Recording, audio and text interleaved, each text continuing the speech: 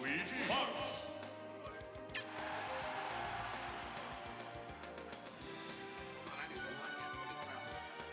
Oh, yeah, we're live. Oopsie. You live right now? Yeah, we are live. I didn't hit it. I guess what's his face did it. That's cool. Alright, we're gonna need another victim. We're gonna need one more victim on the commentary section. 3, 2, 1, go!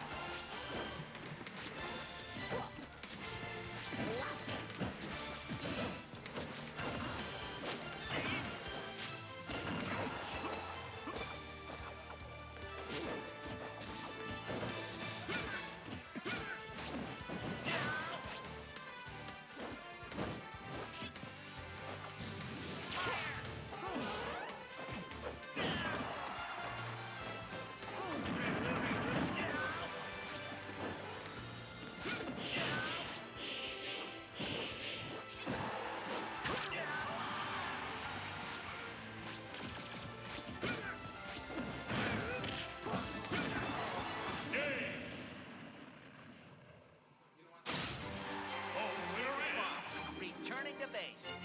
Fox.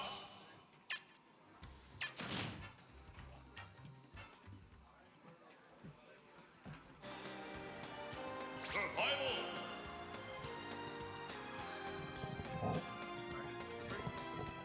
Player 2, let me...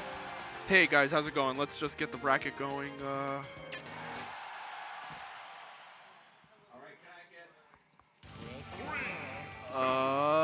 Okay, so To Kill Stage joining us in New York, playing against Hot Ramen, playing as Luigi right now.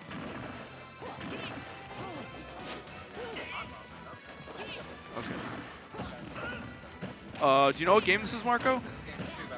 Okay, so game 1, Luigi versus Fox.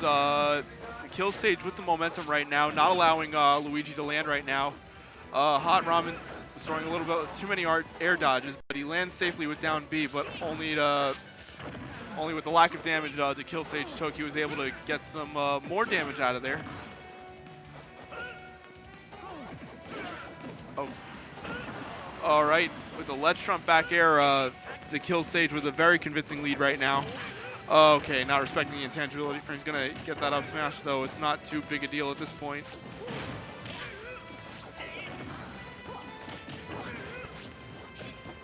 Oh, wow. I honestly thought he was gonna get punished there, but that clutch up tilt right there. Neutral air. Getting a lot of mileage there.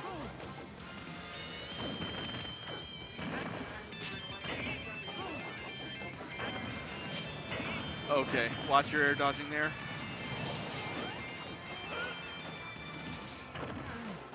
reads the roll, gets the F tilt, and DeKillStage just looking super dominant right now.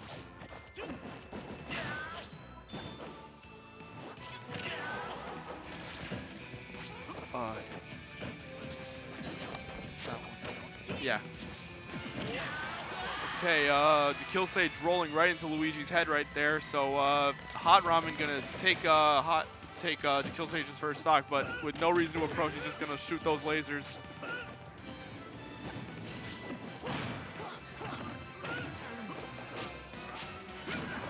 And the up smash taking it, air dodging at the wrong possible time. And it's going to be a quick 2-0 for DeKillStage, who first time at HBA. We are so happy to have him here from New York. What do I keep pressing again? I'm always forgetting. Did I just press smooth? No, that one, the arrow. Press the arrow. Yeah. Press the magical arrow. Okay, so that was a quick 2-0 from DeKillStage. Up next, we're going to have Steets versus Ralphie. Most likely, we're going to see Fox again against Cloud. So we're getting Ralphie and Cloud? Ralphie plays Cloud, yeah, and Steets plays Fox. Oh, we got American MK Leo in our hands.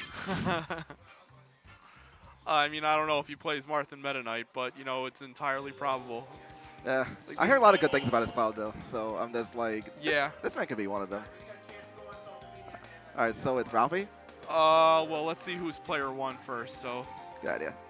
Steets already stepping up to the plate. Ralphie still hasn't made his presence known yet. No, he's around.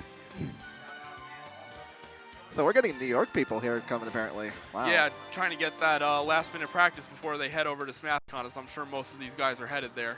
A lot of people are going there, actually. They say it's supposed to be the fourth largest tournament ever. I really wanted to go there to kind of hang out with some friends I made over in Ohio. Really? Yeah, it wasn't to be like. I even thought about like going there for like one day on Sunday just to drop by and then go back to New York, back home. But you know that would be like way more expensive.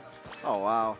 I hear it's not bad to get down there though. It's just housing can be a bit of a hassle to get there. Oh so. yeah, and I would imagine it's probably worse now with like everything all said and done pretty much.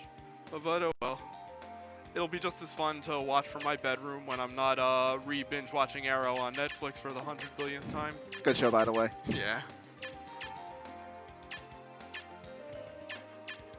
Alrighty, so we are just gonna get all that in there. Get that fixed. Press the magical arrow. Voila. But wait. It says friendlies on there. What do I? Oh yeah, let's go to that one and change it to winner's bracket. So this one right here, right? Yeah. Winner's bracket, right? Yeah. Gotcha.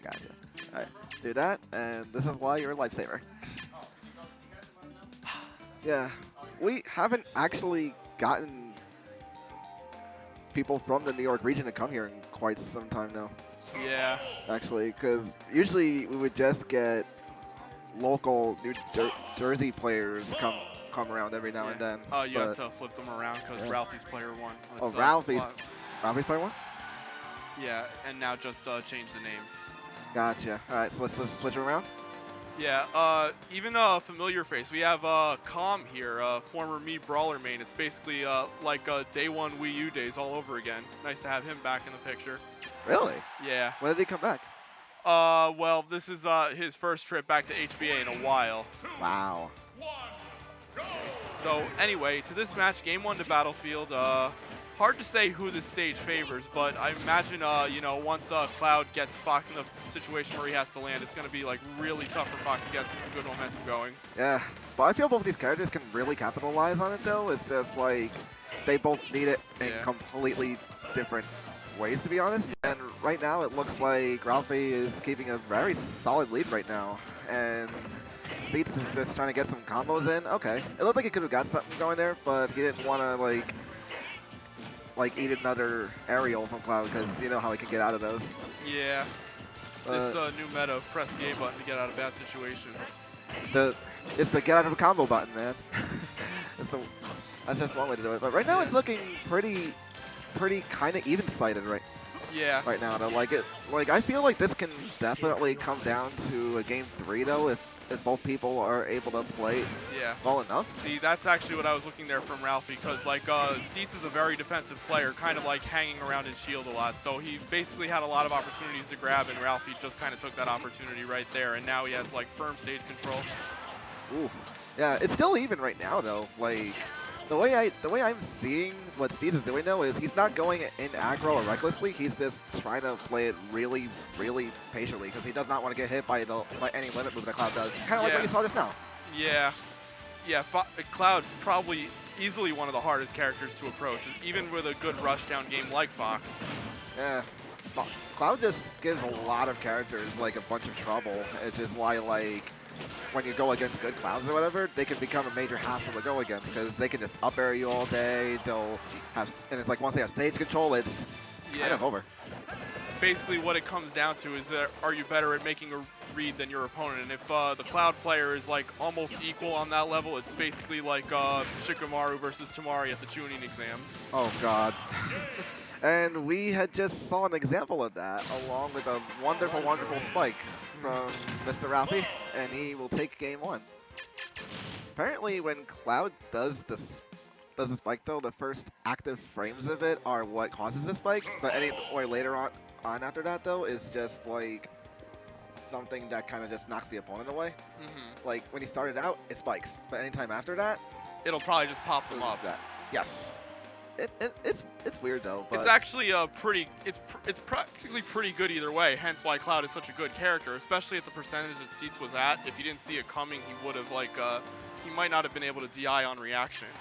Yeah, like I usually see most Cloud mains I do whenever they try to approach Fox's recovery use that right away, but that's more of like a reaction kind of thing though, because like you have to know when the active frames to Fox's recovery comes out.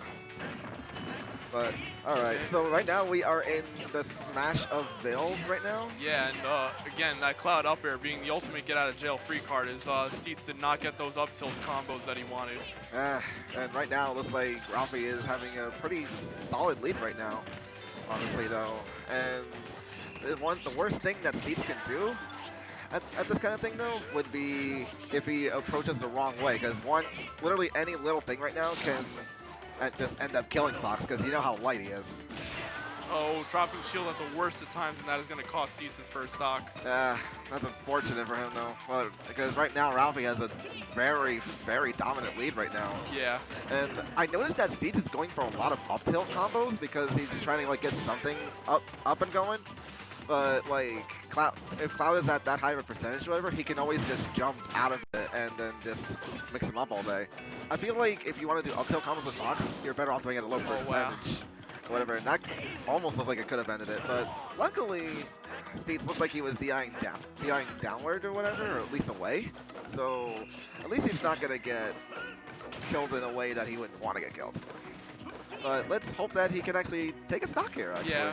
Okay, so one of the things I know Steets is doing is like he's like conditioning Ralphie to stay in shield a lot, but he's not really going for any grabs. And being a Fox player, I guess I kind of understand it, but I mean it's kind of your only option in this in fighting games. It's basically very rock paper scissors oriented.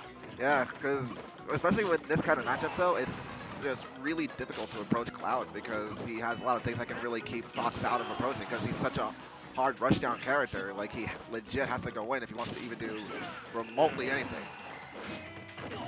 Ooh, got another up tilt over there, and that's a questionable forward smash right there for the. That is definitely something Steets likes to go for. I mean, it actually might have worked, but again, Cloud having the frame data of a god, being able to shield immediately on get up, he would have had it if it weren't otherwise. Exactly, and Ralphie was able to beat Steets with the graffiti slash attack 2-0 and whatnot. So still good stuff though. But but that matchup is kind of hard for Fox though. So I can definitely understand where the neutral and all that stuff is. But who are we getting to stream next though? Do you know? They haven't called a match yet. Johnny, who's next on stream? Who's next on stream? Air Gordon to stream, please. Riz, Air Gordon to stream. Okay, so we're gonna get Riz versus Air Gordon. Honestly, these guys have a pretty decent array of characters. Air Gordon having the Palutena, the Ness. I know he's been working on Marth Lucina a bit. and Riz having the Meta Knight. I think he actually might be a full-blown Meta Knight main now, if I'm not mistaken. But, I think he is. yeah, but you never know when he might decide to rebust out the Sheik. I haven't seen him play a Sheik in like a hot minute though, because like He actually did play Sheik at the Forge last week against Raptor, but it didn't totally work out for him. It was pretty close, but he did much better with Meta Knight. I feel the matchup again with Meta Knight and Yoshi is actually like it's harder for him though, because I know Yoshi doesn't like fighting Sheik that much. Yeah. But Meta Knight is kind of a bit of a pain to go against though, especially since like he could just do a bunch of stuff to you all day. Yeah, basically forced Raptor to play from the ledge the entire time. Basically a reimagining of Brawl Yoshi. Oh lord. But alright, so player 1 is Aragorn, correct? Yes, and he is going Marth, and I think Riz did pick Meta Knight. Alright, so we got Riz. And game 1 to Smashville, I think actually a pretty good stage for Marth because the horizontal blast zones are so small and Tipper is broken. Yeah, exactly. Oh, this is an interesting matchup actually. This is one of those it can go either way kind of ordeals, because like it's either Meta Knight goes in or Marth kicks him out. I think it's even, but kind of, yeah, because Marth is pretty floaty, so I mean Meta Knight can definitely get those combo strings on him if he wanted to, but you know Marth, another tough character to approach. Yeah, approaching a good Marth is hard. And wait, combo slice? Almost got the kill right there. Riz is trying to bring it back though and take the stock right there. Right when, oh my. Yeah. Oh my, jeez. That was a little unfortunate, yeah, because it felt like AJ just kind of made like a singular mistake and he basically kind of got carried off the stage because of it. Yeah, so that's the worst thing that you would want to have happen to you when you're going against Meta Knight, because you do not want to use your jump right away because Meta Knight can cover so much of the air for days and whatnot. So it's like as soon as he covers your options though, then you're as good as gone, honestly. That's why I think this can go either way, because both of them can just wreck each other in their own ways. Like even fighting a good Meta Knight is hard, just like as it is with Marth. And in fact, these are both MK Leo characters. Yeah. But right now, Riz looks like he's keeping a pretty good lead right now. And I feel like one up B dash attack thing or whatever would probably do it. I actually would have liked to have seen that trade, but unfortunately Riz not getting the spacing he wanted, and Marth's floatiness not working in favor of AJ there. So it was almost back to neutral there for a while, but Riz just managed to get AJ off stage once again, and now he's basically forced to approach. Yeah. And good, right there, he was able to get at least one stock over Riz, so it's not going to turn out too one-sided for the most part. But one thing though that I noticed that some players do against Meta Knight, his forward smash is completely safe after the ending frame. So yeah, if you're going to like approach him after that though, please don't do it though, because that's like saying, how do I put it this way? Basically writing your will. It's like writing your will after you saw the Emoji Movie and you were forced to like it and watch it against your will, and that's like 2 hours you'll never get back. That is exactly how that is. I haven't seen that movie. You don't want to. You don't want to. I'm saying that with a straight face, man. But right now, I guess Mr. Riz has taken game 1. Oh yes, he. And yes. don't ask about the father son thing though. That's an inside joke I like to share. But like we are going back to Smashville again. Looks that way. I mean, Riz did have a Marth back in the Brawl days, and Really? AJ's playing Marth, so I guess I could make that connection. You know, one thing I noticed though is that I lately have seen AJ play Marth a lot more than he has with his other characters, but I feel like he plays his Palutena for certain matchups. Well, as for Marth, it's for characters like this anyway, because I know he dropped Ness recently because it wasn't working out too well for him. Yeah, like when he was like dual maining Palutena and Ness, I was always like saying I think his Palutena is like his absolute best and most crisp character by far. Very. And right there, and I feel like we were going to get to see some early kill stuff from Riz right there, because I noticed how he's actually doing really good with getting those upper combos just right. Even if the stuff got nerfed though, he can still optimize it better, which means you really know your character. Basically, in good reading of your opponent's DI, and like a lot of players instinctively DI down and away when they get launched like that, so it's probably kind of simple if you're Ooh, that's crazy. Yeah. before Smash. Seriously. Man. But yeah, though, like the way I look at it though, I feel like it's more or less so about like the reaction time of how your opponent DIs is really like how Meta Knight's combo would remotely work though, especially if you're doing the up air strings and all that stuff. Because if you don't know where your opponent DIs or whatever though, then you might as well just 50-50 it and then just be like, okay, let me do the safest option. Yeah, that's probably the hardest thing about maining Meta Knight. But once you do, it's actually like really annoying to fight against. Yeah, fighting good Meta Knights and good Knights is rather complex for the most part. And are we gonna see something here? Oh my. He still has his jump though. Okay, because if he didn't have the jump, then back to the wheel. Nice tech from Mr. Riz right there. Nice tech. So right now I feel Air Gordon is trying to like completely space him out. Like I don't think he could take a legitimate hit at this point because I feel anything can kill Mars. That momentum cancel coming in clutch and magnet hands. God bless. God bless the magnet hands, man. If that wasn't in this game, that wouldn't even save the characters. No. Or like anyone for whatever. But Riz takes game 2, a rather solid 2-0 from him as well. I'm actually kind of surprised that second hit of his up B hit. I don't know if Air Gordon like just threw out a hitbox over there and it like extended, and that's the reason why he died for it. Because he looked pretty far away from him, but. It did though, but I feel like the hitbox to both hits or whatever is a little, it's kind of just jointed a little bit, because I noticed how like there would be times where I would see people do it and it doesn't look like you got the hit, but it's like it somehow connects anyway. I don't know how to explain it though. Like this game's weird. Yes, it certainly is. But all right, so who are the next fortunate or? I believe the Kill Sage is coming back to stream to play against. Oh, is that you mean the Kill Sage? Yeah. The Kill Sage that won Evo at that Skullgirls thingamajig? I don't really pay much attention to Skullgirls, so I unfortunately wouldn't have that information on hand. But I know he does play a lot of fighting games. Like I know he's been streaming some Injustice 2. He plays Atrocitus. That character's dumb. Yeah, so I've seen. Oh my, so we got the Kill Sage and who's the other guy?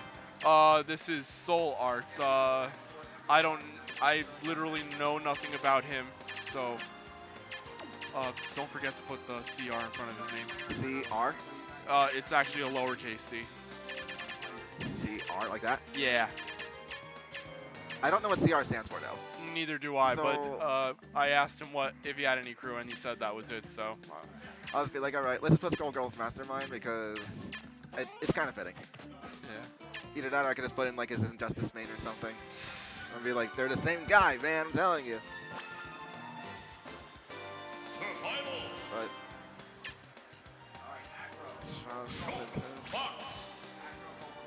now how do you spell the other guy's name? Soul Arts, one word. SOUL Arts. SOUL Arts. Capitalize the S and A. Capitalize the S, right? Yeah. Okay, so he's maining Shulk, so I was actually kind of wondering about that. Okay, so Fox versus Shulk. This should be quite interesting. Because I gotta think one of the most frustrating things about being a Shulk main is swinging first and losing the trade.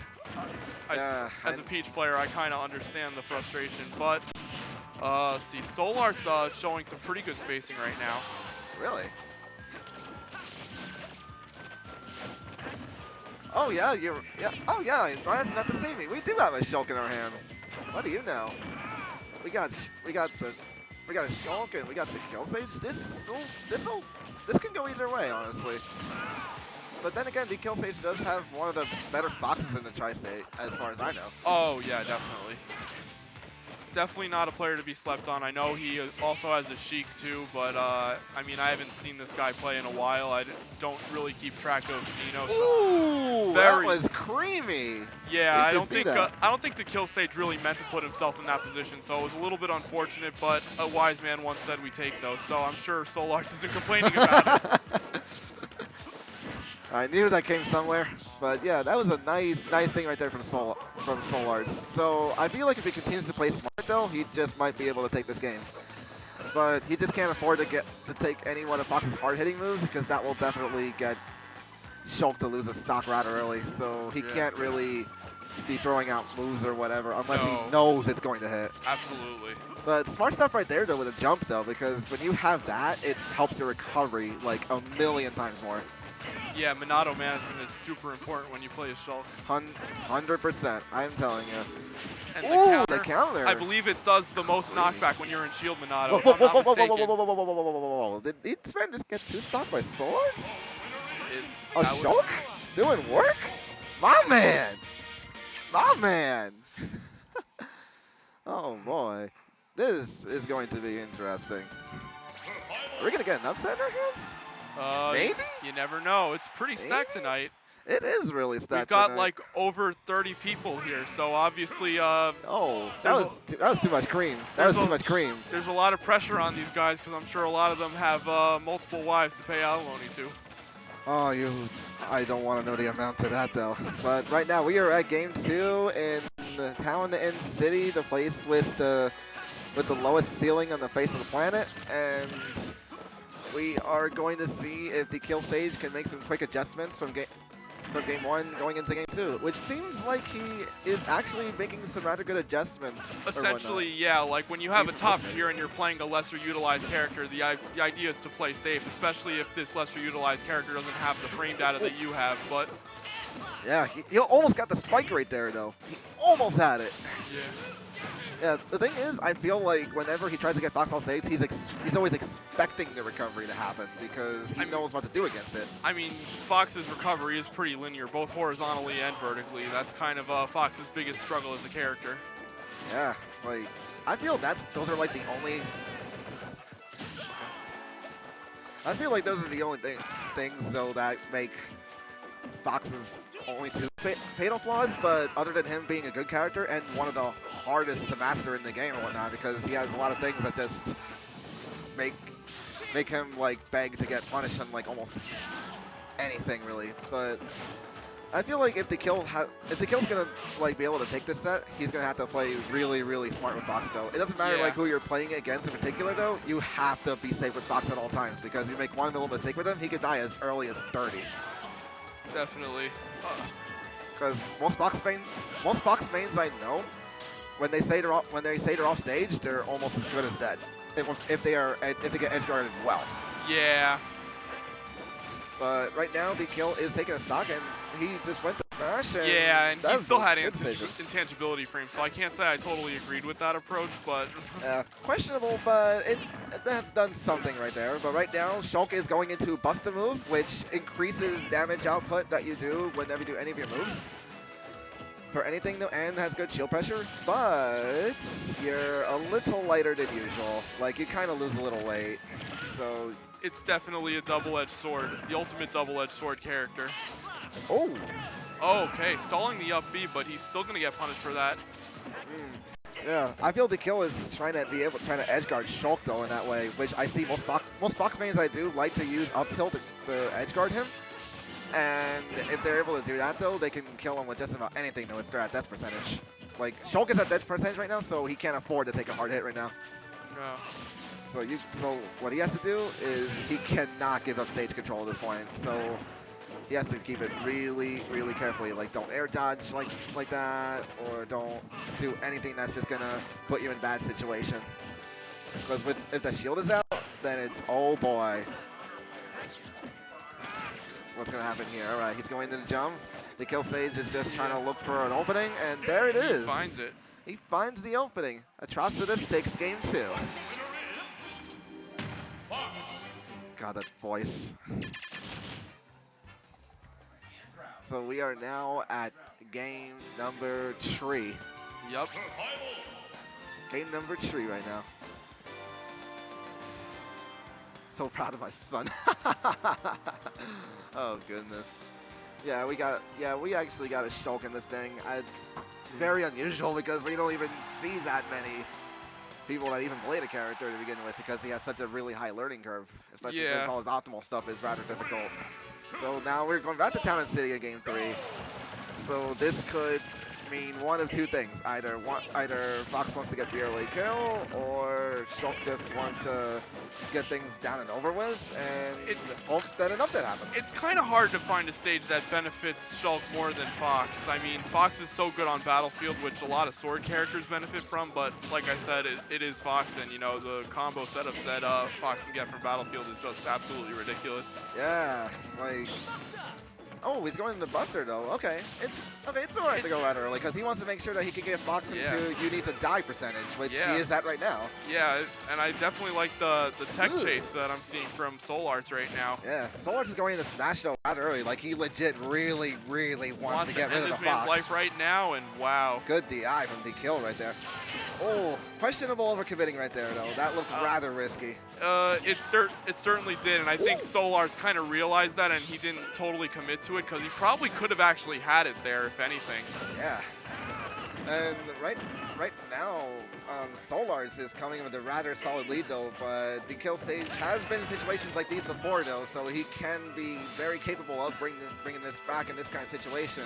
So Soul Arts just has to play it smart and whatever and not get hit by a nut smash or any setups, and he should be able to take this depending on the scenario. So as long as he continues to play it the way he plays, then he just might take this set. The keyword is might. Because there's definitely not a clear winner for this yet though, because right now both people are playing really well right now. Absolutely, and again, we talked about Fox's rushdown game before, so he's definitely capable of coming back from a deficit. Yeah, and without shield in the picture though, like Soul Arts has to really play it safe. Kind of, but landing with the aggressive option might not have been best, but I mean, I guess you got to try to mix it up a little bit, especially if you assume that he's going to try to like bait out an air dodge to get the up air kill. Yeah, because right now I only see both players just trying to go for some aggressive mix-up options right now. And no, and like it's like you're trying to make it to the point where you don't know what your opponent is going to do though. So this is actually both characters being played at a considerably high level at the moment because you don't know what they're going to do. They're just going to try to do anything that you won't even expect half the time. And Fox's up air is just so silly because it just combos into itself. It certainly does. I mean, you could maneuver out of it, but Fox is so fast and he can jump so high that it's pretty much inevitable that you're going to get hit by something unless you air dodge at exactly the right time. Exactly, and with Shulk at shield right now though, like he hasn't got to take one bit of damage on the Fox right there. Yeah. And he wanted to go for that counter rather early, but it was a questionable choice there for the most part. Yeah. So how is this gonna turn out? Let's find out. Okay, so I mean, rage is also a factor too, so Sage definitely having to play patient, sticking to it, but he baits out the shield very well and gets the stage control. He just has to not get grabbed by anything and whatnot though. So that way he can just make it to where he's just not going to get killed right away. So right now both people are at kill percentage right now. Yeah, pretty much. And Soul Arts being very smart, not trying to fight his way back to the stage against Fox. And unfortunately, jumps at the wrong time for Sage to kind of get that back air read. Yeah, he waited for that opening though, and then that's where he was just able to get it. Because most of Shulk's air moves, they just don't come out right away. No, they do not. So even if he does like his safest move or whatever though, he's wide open for like the first active frames, and then after that though is when the hit does that. But now who is going on stream right now? Who will be the lucky ones? And let's see. Oh, Great Gonzalez is here, and I think Great Gonzalez is here. Oh boy, this is even more stacked than I thought it would be. He will be playing Stock Taker, I believe, a Villager player, so Ness Villager. Ooh. Matchup which I know Ness mains aren't particularly fond of. They're not fond of that at all, because he can just pocket those for days. Oh boy. Then again though, there is still the matter of the neutral, so I feel like, once Ness finds his way in against, Villager's wall of projectiles, I imagine it's going to be like Combo City right there, but Gonz isn't the kind of player that likes to go for combos, really. He kind of likes to get that stage control and, like, looks for damage. And he's, like, also happy to take a lot of damage and get, like, the PK fire into the bat. That's, like, another favorite way of his to take the stock. I also seen him play a bunch of other characters too, though, besides Ness for some of his bad matchups. So I heard in tournament he's busted out Game & Watch. I don't know how serious he is about his other characters though. yeah, like I've seen him play Game & Watch a couple times and whatnot though, but I haven't seen it like enough or anything like that. So this is winner's bracket, right? Yes. In Okay, fact, okay. I don't know. Are we in like quarters by now? We might be. Let's take a peek. Yes, I believe it is quarters. Winners quarters. Yeah.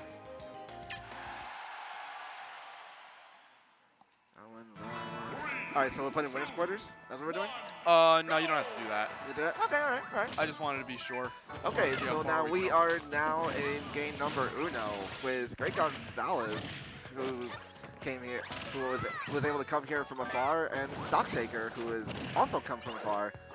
And like you said, Mr. TV, this is definitely a matchup that Ness mains are really, really not fond of.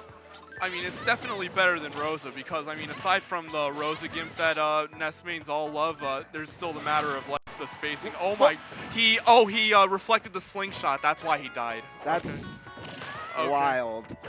I've never seen that before, honestly. I honestly have never seen that. Oh, okay, Yeah. alright. He didn't even need to pocket it though. He's just like, I'm gonna go Kind bowling. of just two-framed him right from the ledge there. Yeah, he just wants to go bowling right there, you know? Wait. Bankai beat Angel 2-0 off stream. Okay, guys, we have an upset. Yeah, I already said it, so Wait. spoilers alert, Angel Cortez has been upset in winner's bracket to Bankai. Wait, what? For real? Yeah. New York is crazy, man. I'm telling you. Yeah, definitely not a region to be slept on. Nah. You go to New York though, it's like you'll become instantly good or something. It's wild. Dang, man. Bankai's crazy. Yeah. But good stuff to him, honestly, though. So this tournament will definitely have a lot of unexpected surprises. And we probably will get an upset or two, though. No, alongside that, though, I could definitely see that happening if that's the way this is gonna go. So It's entirely possible. I think we have Wraith and Ralphie next on stream. I don't know if I've ever seen those two play. I don't think I've ever seen them play either, though. But you know, that matchup though, I will write you a story of that one in a bit. Right now, Gonzalez is just trying to edgeguard Yeah. Stocktaker. Yeah. And he seemed to do a very good job of that, taking game number uno. And Yeah. and apparently it's good that we're seeing him being able to do well in a matchup though, to where most Ness mains just don't like. So I'm just like, oh boy. So now we are going into the Battle of Fields, and who does the stage favor mostly though? I mean, Ness has reliable follow-ups off of a grabs, but I mean, depending on the villager playstyle, I guess it kind of depends. Like, I know sometimes Renai likes to go for like the dash attack from like the ledge of the battlefield platforms, and like around in yeah, like right? exactly, yeah. It's like it's a nice little follow-up there. I don't quite know how to describe it. Ah, okay. Yeah, I definitely do see some of the stuff that Renai does on a stage like that though. But then again, most villagers I usually see have completely different playstyles, if anything really. So the fact that we're even getting one villager here is kind of nice though, and that's especially because we don't see either character enough. And the thing is, not many people within our region have experience in those matchups because all the people that play those said characters come from either like Central or South, that's nowhere near us. So we're like, we need experience with these characters, man. That's the best way I can even look at it. Yeah. But and Stocktaker's retreating tactics there actually kind of cost him the stage control, and Gonzalez just like capitalized on it like fully. yeah, his down smash is just so good with Ness because he can like use two-frame just about anything. But It was a nice attempt from Stocktaker. it was not a bad attempt though. I mean, like I felt like anything else could have happened with that. Though. Oh my goodness, he almost got balloon janked right there. Almost.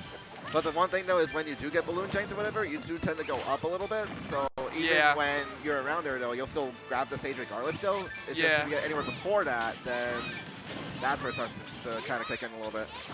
But no, Oh my goodness. Gonzalez Yeah. is just edge guarding him for days right now. He He's is trying to not cook afraid, the food. He is not afraid to abuse his nest stuff. He's just trying to cook some food, man. See, Ness is secretly a cannibal. He wants to eat he wants to eat the villagers. He's like, let me cook you into some chicken, man. You see him trying to cook that though. He's like the human barbecue, and his hands are spatulas. But okay, so right now is looking kinda sorta dominant for Gonzalez right now, considering how the matchup is and everything. So I feel like either one grab. Not No, gonna, not one grab. No, okay. That was if it's DI'd right. yeah, but I think it should definitely kill now regardless of DI. Yeah, because Okay, back throw's Balloon's just so coming in good. handy there, so that allowed Stocktaker to kind of just regularly recover from the ledge instead of jumping from the ledge, which is like Oh my. pretty much the only thing Villager can do when Ness is spamming PK fire at the ledge like that, but unfortunately just kind of barely getting hit with the last hit of PK Rocket, and that's gonna cost him the stock right there, Yeah. and I giving Gonzalez a clean 2-0. Yeah, I wasn't expecting the last hit of it to kill though. But then again though, Like I don't there's think things Stocktaker expected to get hit by it, because he definitely could have lived it. He didn't get the lightning effect, but it's just about reactions. He did not expect to get hit by it at all. Exactly. And plus, it kind of seemed like Gons was kind of getting in his head. Like in the beginning, like he was doing really well. It's just like an unfortunate thing when you have to like play like so campy against the character with like a good aerial, and then you have to like risk giving up stage control. That did not favor Stocktaker at all. Yeah. It's unfortunate, but you know, this is Smash 4. Stuff happens. Everything happens in Smash 4, man. You can't even trust half the things that you see anymore. So, oh wow, we do have Ralphie and Wraith on stream. This will be very interesting, honestly.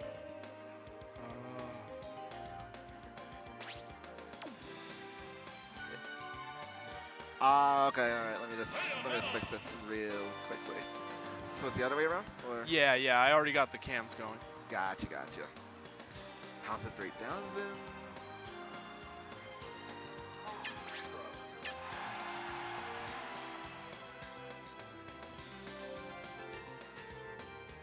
Okay, and we got Wraith of HBI, correct? Yes, one of my crewmates on the power ranks. I don't remember it, but he's like definitely in top 10 right now. His results have definitely say something. Yeah, but Okay.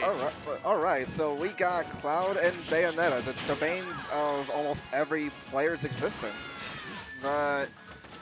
But at the same time, though, we have two very, very efficient players though playing these characters though. So Yeah. Oh my goodness, beautiful. he extended himself with that neutral air, and wow, And the Ralphie taunt. super And the feeling taunt. it. Savage. Yeah. Savage. See, you know when you do a taunt, you got to kill like that early. That is savagery at its finest, honestly. Yeah, I mean, Bayonetta's lack of a neutral is definitely going to be probably the toughest thing for her in this matchup, but Wraith not looking super scared right now. Yeah, he's not looking super scared right now though, but then again though, you can tell though that he's not doing it the way that he wants, not playing the way that he wants to, but at the same Oh time my though, god. Ralphie He just threw it out for the hell of it, because why not? Yeah, like, I feel like at this point though, Ralphie is just kind of toying with Wraith at the moment though, if you want me to be kind of honest though. Like you know the saying, game 1 is just uses data? Yeah. It's more serious if it's game 2 or 3. Yeah. So, Oh, we gets Wow. the air dodge. And he does the taunt too. So that's two people that taunt each other. See, you can tell there's probably going to be a rivalry with these two. I will tell you that. Because you don't even see taunts that much. Because it's either taunt to get bodied, taunt and something happens. Wait, hold on. Taunt to get bodied? Oh my Taunt? god. Taunt to get Ew. bodied! Oh my Just carrying him all the way God. up to the heavens there. Taunt to get bodied. That is funny as anything. But still was a rather enjoyable game to watch right there though, because you know how this matchup is. I feel both characters just wreck each other. So why don't we put that on the top 10 taunt to get bodied compilations, like GR Smash, Plasma Smash, any like Smash compilation channel, please, oh please get that last clip right there, because that was beautiful. And some guns. But alright. So now we are now at game 2 right now, and it's Basically almost a repeat of game 1 with Ralphie looking super dominant right now, but this is Bayonetta we're talking about, so you're never truly in the lead. exactly. She could be at 150 and you'd be at 2, and look how that would turn out. Seriously. But yeah, I think the one thing that both players have learned in game 1 is not to taunt, because things can happen. Okay. Oh boy. He saw that up. That was very Nice damage right there. by nice Wraith. bait there from Wraith. I got to give him credit. Yeah, he actually does really, really good with those witch times right there, because he just uses that to get a really good amount of damage right there, which is exactly what he needs. And Ralphie is just trying to make sure that he goes in for some kind of kill right now, because any hit that he can do though, like any hard hitting move, will kill Bayonetta at this point, because she's not the heaviest character in the world. And I didn't think he was expecting the witch time thing to happen, but if he did or whatever, that would have been like a free up smash. Yeah, that's actually what I think Ralphie should be looking for, because you know, Bayos love the air, so I think he's got to like really bait out something like a witch time or an air dodge and then just punish him for it. Yeah, but right now Ralphie's doing a good job with keeping a nice steady lead right there, just so Wraith doesn't have the momentum to come back. So he just wants to make sure that he two-stocks him and just shows that he's ready to just take the set from him and just rob him away with it. But the question, but then again, we have seen what Bayos have done, such as fall for that. Oh, but wow. Okay, and that was a JV2 stock, and this time Ralphie kind of earning the right to taunt there, I guess. he did it. He's earned it. So now, which means we now go into the game of 3. Yes. We're now going into what we call it the Game of Thrones. That's game 3 because in Game of Thrones, everybody dies. Which is why we're going to call game 3 Game of Thrones. Because I also heard there was a lot of incest on that show, but I guess that doesn't really apply here. Oh, good lord. But alright, so now we are going to Battlefield in game 3 because what more suitable environment could it be for 2 DLC characters to end up hilariously killing each other? Ooh, okay. He's just trying to rob him away to jump. Oh, wait, is This that is it? a very... Oh, they felt like something else could have happened right there, but you know. But Wraith couldn't quite make up his mind, because I think he was trying to like bait something out, but he just didn't know what, so he just kind of like stayed in the air there forever and like threw out the first thing that came to his mind, and like Bayo's neutral air is so good, so he figured why the hell not. Yeah. Oh wait, are we gonna see the rupees? Nah, he was able to at least survive a little bit right there, but Ralphie still has a limit right there, which means any chance of limit cross slash and survivability would come in real good handy. Yeah. So if he gets off stage, he would have no choice but to burn the limit. Anyways, because when you have the wait, the limit's gone. Yeah, that's weird. Did he like try to like cross slash out of something? And I would think so, honestly. Oh wow. Wow. No, where's the uppity up? Where's the uppity up? You know, the up smash? Perhaps Wraith was just looking for some kind of DI mix-up. Oh, the frame 5 down smash would have happened right there. Yeah, Valve's down smash comes out rather quickly though.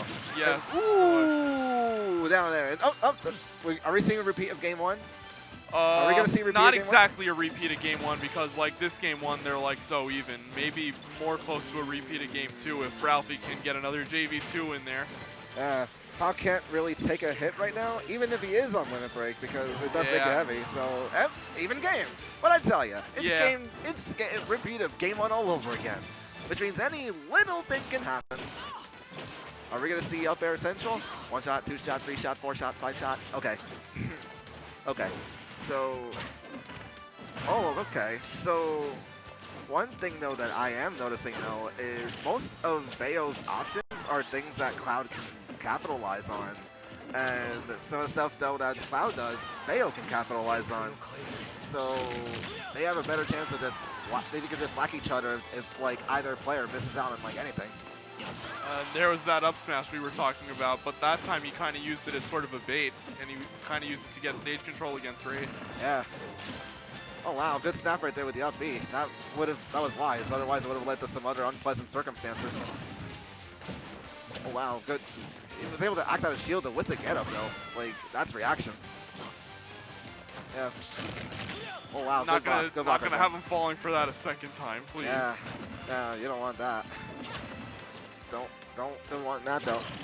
Yeah. Oh, And this this is is a- this is risky right here because if you fall for like a down air or anything like that. Oh my goodness, that Dang it. up air being the ultimate agility card once again. Can we just call up air Monopoly? Because it's like you don't win, you just do better at surviving it each time. Seriously. See, that's the thing though. We're gonna call Cloud's up air Monopoly because because it's the get out of jail card. Really, most people call it the pull-up. Hold up. Yeah, because it's like, or a weightlifting kind of thing. Whatever. No, Some kind of calisthenic activity. I wouldn't call it that though, but I mean, it's a way to put it, I guess. I'm just gonna call it, you know what, I'm just gonna stick with what I had before, honestly. So I'm assuming we're gonna see the Kill Sage versus Riz. Yes. Oh, this will be a good match. This will be a good match for sure, honestly. Should switch the cams again. How do I do that? It's one of these. One of those? Try that one. The other one. This one. This one? One more. There This you one? go. And now change the names. Now we change names, right? Yeah. Gotcha. Okay.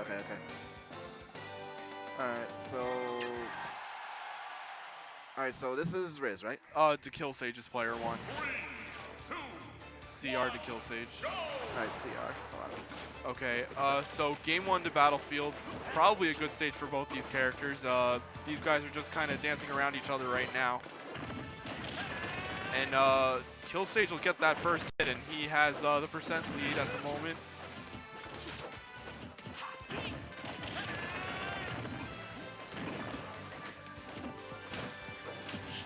So this is going to be a very interesting one. I mean, again, Fox's linear recovery is going to be helpful for Riz getting those edge guards, but, you know, Fox also being a fast faller, not as susceptible to Meta Knight ladder combos.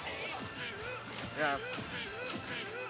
Well, Maybe. there was a little bit of that, but then again, though, it's a little bit hard to get it all the way up there because Fox does fall the fastest out of any other character in this game. Like, you have to like combo him in a whole completely different way, though, if anything. Yeah.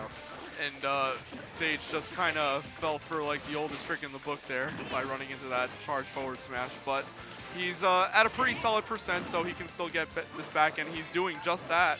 Right now, it's looking pretty even with both players right now, though.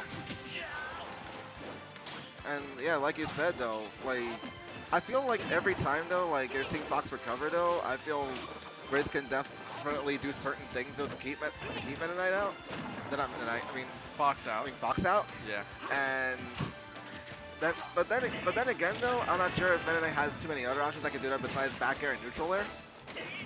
But like, you have to be so situational with it though, because the Kill Sage is not one to fall for stuff so easily. So it's like when you're playing against a good Fox, you have to like think really, really, really smart. Honestly, because remember when we said earlier though that Fox is definitely one of the more harder characters to play in the game because you can't like really make an error with him and whatnot. It's that's the one thing about it though, because any little thing that Fox does, it's kind of unsafe. Like every little tilt that you see or whatever, it's not the safest thing in the world. But well, you I think it kind of depends on who you fight against. Like if you fight against a character with a bad out of shield options, then it's gonna be like the safest thing in the world, because like all they're gonna be able to do is like roll. True. But okay, right now it's looking like the Kill Sage is keeping a rather solid lead right now, and Riz is just trying to go in for some of those combos and whatnot. But considering Fox's fall speed though, it's a little bit tricky for Meta Knight to do that though, unless like he has a little bit more rage and whatnot. But the only thing though I do realize though is if Fox is at like almost any kind of death percent or whatever though, then getting the up air, up B thing would be a little bit more easier. Just at low percentages is rather hard though, because Fox is like those anvil things from Tom and Jerry that just fall down really hard. Oh wow. So it's kind of like that.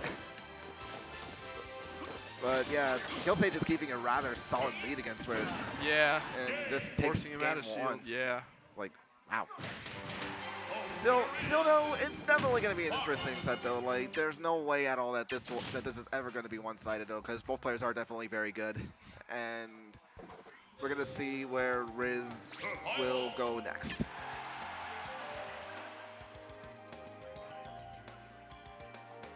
Brawl. This is actually going to be at Super Smash Con this weekend though. So to anyone that is actually going to be going and whatnot though, it should actually be a really interesting event though. Yeah, definitely. But anyway, so now we are going into Smashville Game 2, which actually helps out a lot of characters for the most part. So this can definitely go either way, considering how both characters' neutrals are. And I'm not quite sure who wins this matchup, to be honest, though, because I don't see it too oftenly. I mean, but what do you think? I know Fox is a little bit higher up on the tier list, and I feel like Meta Knight maybe kind of loses the neutral to Fox. I mean, their neutrals are actually very similar. They both get a lot out of dash attack. I don't know whose is better though, to be honest with you. Yeah, it's a bit of a hard. And of course, you know, Fox has the up tilt that combos into itself too, so obviously that's a huge point in Fox's favor. Meta Knight just doesn't totally have that. He just has to, like, you know, read your opponent's DI. Exactly. And it's like, and like if Meta Knight's at a percentage like this, it's probably going to be hard to get those combos because of rage and whatnot. And again, you know, Fox's fast falling capabilities kind of come into question here as well. Yeah. I want to say it's even though, but then again though, I feel Fox kind of, sort of-ish wins this. I mean, just by watching these guys alone, I feel like Riz is playing from the ledge quite an awful lot, and I feel like it's just because he's like trying to be safe and not like trying to get into anything. Ooh. Yeah, he's just trying to be a little bit invasive right now because he can't afford to really get hit by anything that Fox does. Yeah. Because he knows how the kill stage is just fishing for an up smash though the first couple times there. But right now I feel just a clean back air or up air will probably do the trick. Because I was like, you ever notice though, like when Riz is playing at a high percentage though, he's just trying to make it look like he's just playing rather evasive though, like he does not want to get hit though if he's at that, you know, because he doesn't want to get killed early. Because then again, Meta Knight is one of the semi-lighter characters in the game, but you can only do so much with a character that has a neutral that makes it to where Fox is able to combo into a bunch of stuff. Because Fox could just combo and it'll just go into itself. Meta Knight just has to be able to react to the opponent's DI and whatnot. So, in a way though, the matchup can definitely be kind of hard though, especially when both characters are being played so properly. Even if both players are very good though, the matchup is still rather hard. What are we seeing? Yeah.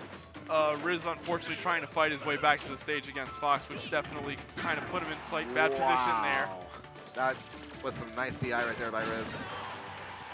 And he did a roll forward smash and it just worked. Okay, I mean, running power shielding the down tilt right there though, which came out rather quickly though. That's some good reaction time right there with the kill. So Riz can't afford to get hit by anything right now, otherwise it's just gonna be nasty. Nasty. But still, good stuff to both people though. Like, it is still nice to watch good, solid level players go at it and whatnot though. But then again though, that matchup is definitely one of the more harder ones for either character depending on it. Survival. But who's going on next now? If anything. So it looks like Gons will be playing against Ralphie. So we're gonna see Ness versus Cloud. Gons and Ralphie. So we do got some NY people here, and we got some New Jersey people here. This is gonna be interesting as well. Because I know Ness doesn't like to fight Cloud that much. Definitely not.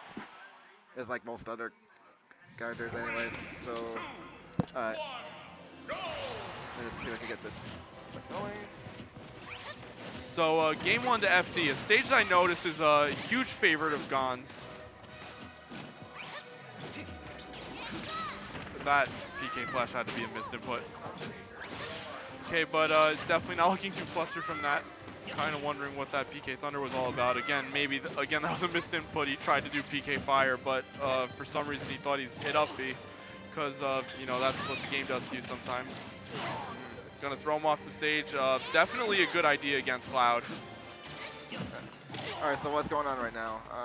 It appears that Gonzalez has a rather solid lead against Ralphie, but I'm pretty sure Ralphie is no stranger to being defisted like that. Wow. Oh my God! Did he Wow. he accidentally fast fell? They died together. Yeah. It's a nice noble act indeed. And he had a fully charged limit too, so he could have just like up B'd. Yeah, like I normally don't see two characters die like that though, especially when like one SDs and whatnot. I'm pretty sure it was unintentional for the most part, but that down air right there was really nice by Ralphie, taking a rather solid game one. Yeah, basically kind of doing what you have to do against Ness. He has to like take his time to get back to the stage.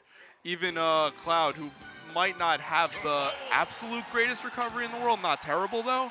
Kind of even he has to like take a chance, especially with that spike hitbox coming into play. Yeah.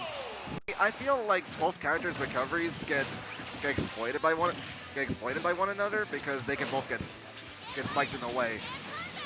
Because if Cloud does it though and he doesn't snap the ledge, then Ness can just get it down there right in the spot, or just get something like that, for instance. But oh, the magnet hands just keeps it in handy right there. Had it not been for that. No, he has a fully charged limit.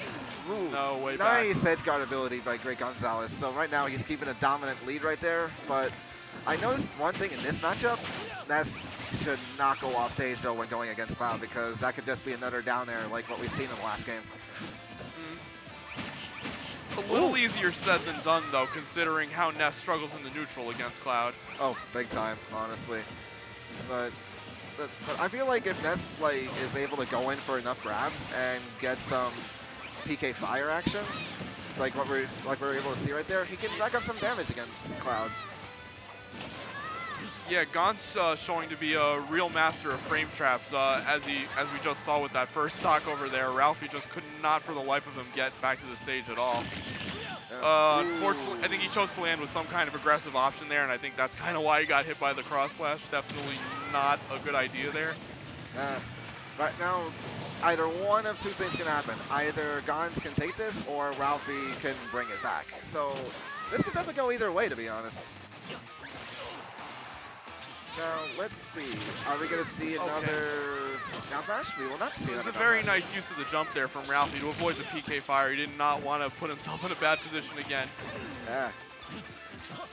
Oh, okay. Ooh, he was just trying to bait out the down smash just so that way, like, he would be able to kill Gonzalez rather early. That's going to kill. Back throw is just so strong. So that's... It's 1-1, guys. Like, I think I just saw Ralphie shake Gon's hand thinking it was all over, but... unfortunately, kind of losing track of the score there. These guys are going to play one more game. Yeah, we're going to another game 3, guys. Wow.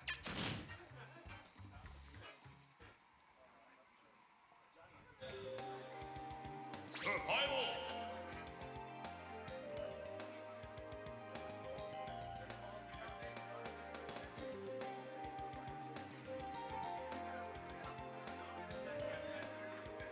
Better question is, where would they go for game 3? Let's see. They went to FD game 1, FD game 2, so it's Ralphie's counter pick. I don't know. I'd kind of like to see a Battlefield, but I would think Gon's probably banned it, because that just does not seem like a good stage for Ness against Cloud. Definitely not. Because most Clouds I usually see like to go on that stage in particular, because they're able to get their up air setups a lot easier. So where would they go? Again, this is Gonz's pick. Well, wait a minute. In this new rule set, is Dave's stupid rule in effect? If not, then they could probably just go back to FD then, right? I think so. Like, did they change the rules recently? Because I haven't been around honestly, at all, so I'm just trying to figure it out. It seems to be up and down. I feel like we can't totally agree on things, but it seems like the EVO rule set was the thing that was totally agreed upon. And I think, you know, aside from Dreamland Battlefield being considered the same stage, even though I don't totally agree with that, but that's a whole other subject. I think Dave's stupid rule isn't in effect. I don't know. Somebody tell me if I'm wrong, because I am not entirely sure. Yeah, what is the new recommended rule set now?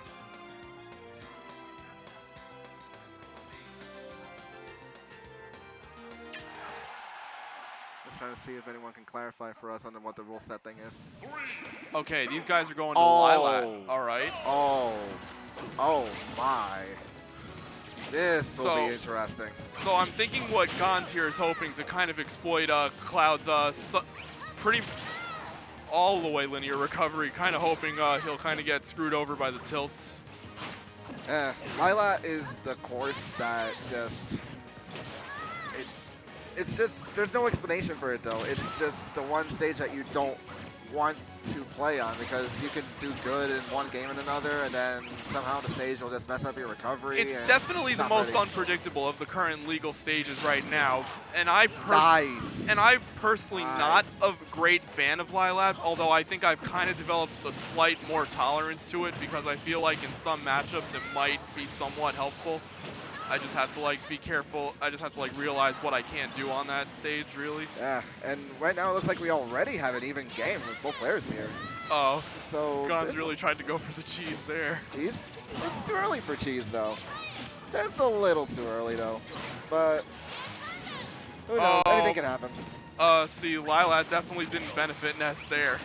Because I think he definitely tried to get the PK rocket there, but it just didn't work out for him. Lylat's kind of screwing him over there. Just a little bit though. But I noticed how like Gons is using back throw a lot though, and even though it does kind of stale a little bit though, the throw is already so strong though that you'll still get a kill regardless though, just not as early as you would like for it to be. Yeah, definitely that's the thing, but you know, that's just Gons' playstyle in general. He just likes to go for the stage control. That's it. That's his playstyle with Ness. Oh, wow, there it is. Okay, I don't think that was Lylat at all though. But no. He unfortunately Lylat took a little too long for him to charge, and he just couldn't get back to the stage from where he was. It's a little bit unfortunate, but you know, don't ask a Peach player to feel sorry for Cloud. Yeah, Peach player problems, man. I mean. I have enough Peach players come to me with that same exact scenario for completely different reasons. I have yet to see one Peach player that tells me that fighting Cloud is fun, but a good Cloud. Because I know Peach doesn't like fighting that character very much. There are other characters here though, but I'm not 200% sure on Peach. That is true. Thank you for the empathy, Helper. I appreciate it. Shoutouts to Helper. Yeah. But who do we have here? Let's see. Let's see. To Kill Sage versus Bankai, I think, the guy who beat Angel. Bankai. Oh, I heard a lot of good things about this guy. So we got the Kill Sage getting a lot of stream time here, actually. Yeah. I mean, he was the special guest that we promoted, so I guess, you know, as a precaution to not get sued for false advertising, we gotta like get him on stream as much as possible. That is actually a very good marketing option if that was the case. False advertisements not to be taken lightly. Wait, does Bankai have a sponsor or? I don't think he's part of any crew that I know of. I think we just kind of put him as NY just so we know. We just kind of put this in. I don't know if this is like his NY MTV. I don't know if that's like his legitimate crew. I'll just put that in there. Yeah. Yeah, I don't know what that stands for though, honestly. Like, literally, I just found out about it like just now. So, NYMT. Okay, we're gonna get a Zero Suit. I did not know who he played, but. Did you update the names already? Oh, yes. We're working on that. I'm wondering if this is a button check or it just happened to be close to one of the legal stages. Yeah, it definitely looks like a button check. Probably so.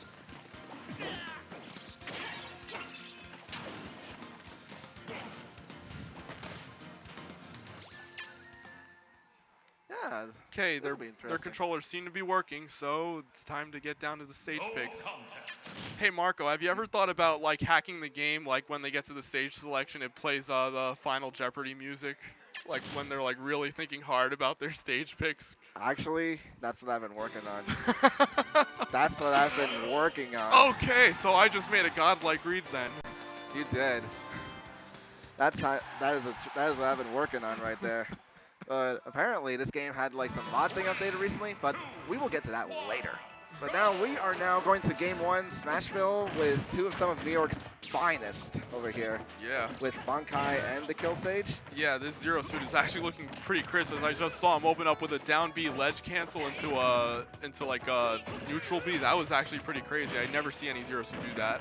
Yeah, it's actually really rare to see like solid Zero Suit play though, with the exception of like Nairo and Mars, obviously. and so there are some other players that come along.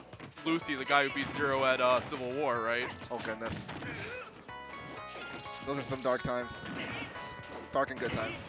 But all right, right now this is looking like a pretty even game. The Kill Sage is just wow, going in with that that was interesting. twist He did a speed. pivot F tilt, got hit with the reverse hitbox, and then he just followed that up with a run up smash. That was actually pretty sick. That was beautiful, honestly. That's gonna be death. Yeah, that is some beautiful stuff right there for the Kill Stage, and a nice stock take right there though by Bankai. So this can definitely be a rather even game right here.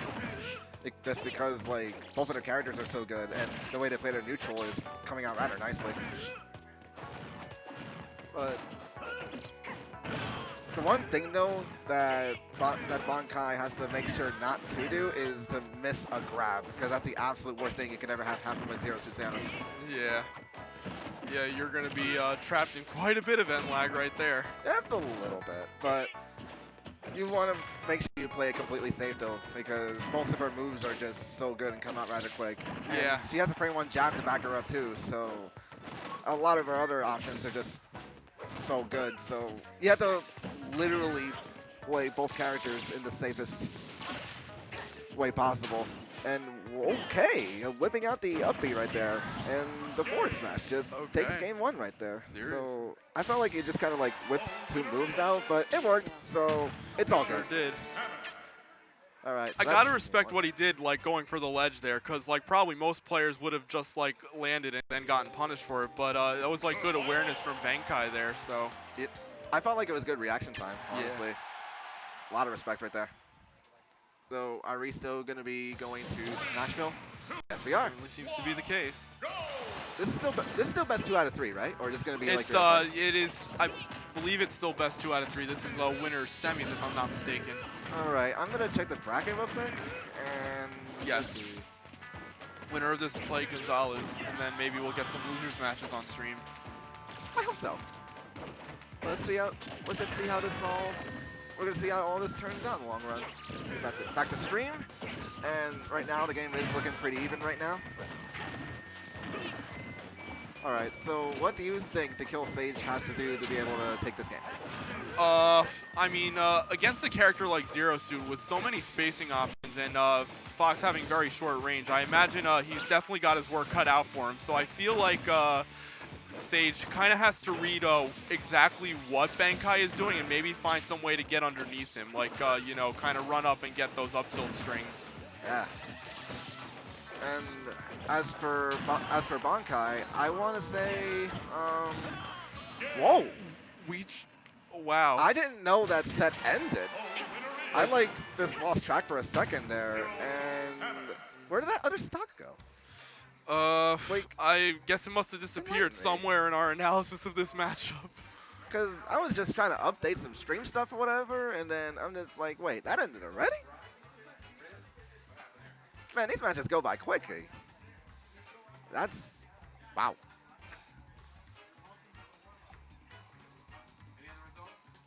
Wow. It is rough for Fox, honestly, though. Like, he makes one mistake, though, that's it. But Bankai, good stuff to him, honestly. He's definitely doing a lot of work today. Like, earlier today, he actually was able to upset Angel Cortez, believe it or not. Yeah, and I know Angel's definitely not a fan of Zero Suits either. Okay, guys, just a quick mention. We do this every Tuesday, so if you're around in the area, we are located on Kinnelon Avenue, within a Stop and Shop, believe it or not. Smash 4 Wars every Tuesday, and also we have Smash 4 on Friday as sort of a mashup.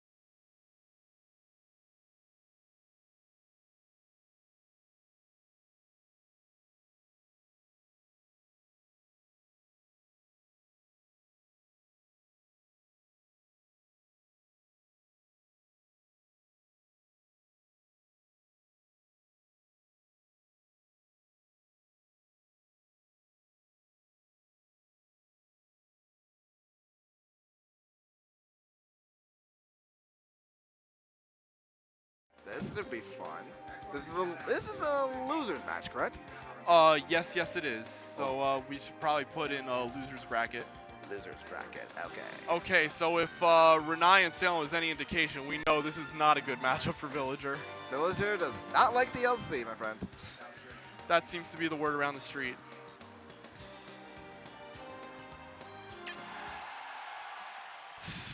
Alrighty, and the other guy is Stock Taker, right? Yeah. 2, 1, go! We got this one. Wraith's player 1 though. Rage player 1? Yeah. Wait a minute, you get messed up. You gotta mess it up. These are being dragged in the wrong places. Like this. Just like that? This needs to be above this. This needs to be above this, and this needs to be above that. They Ah. got mixed around. I got mixed around, okay. Okay. Alright, switching names now, and just tell me what's going on here while I put this stuff in, 'cause I don't wanna miss nothing. Basically what you would expect from a Villager Bayonetta matchup. Basically almost really nothing Villager can do except really outplay the player, get a really good read, a really good trap setups. And unfortunately for Stock Taker, Wraith is just in that position where he has no reason to approach, and that is basically the most optimal Bayonetta play, as her neutral game is almost non-existent. I don't know, that might have changed in recent years, but I know that was a thing day one of the Wii U days. Yeah. So right now, it looks like Wraith has a rather solid lead against Stock Taker right now. And But Stock Taker had stage control for a brief period of time. Oh my god, that Lloyd Rocket being in just the right spot, so he could not get that trap. It's so unfortunate. yeah, he does the uppity up right there, and that just takes the stock right there. And that's the one thing though that I notice most Villager mains have. They just don't like fighting DLC very much. 'Cause I feel Yeah. those are the characters that usually give them the most trouble. You know what, honestly, I feel like Duck Hunt being banned from the legal stage list might have hurt Villager a little bit, because I honestly feel like Duck Hunt would probably be the absolute best stage pick against this character. That is a good point though, actually though, because they banned that though, that actually like does a lot of different changes in the character neutral. Because there's some characters that capitalize off Duck Hunt more than like any other stage in the entire game against specific characters anyway. Yeah. So I mean, it's just the demand for less campy play is kind of a thing that people couldn't overlook, so we just kind of had to get rid of it. you gotta do what you gotta do.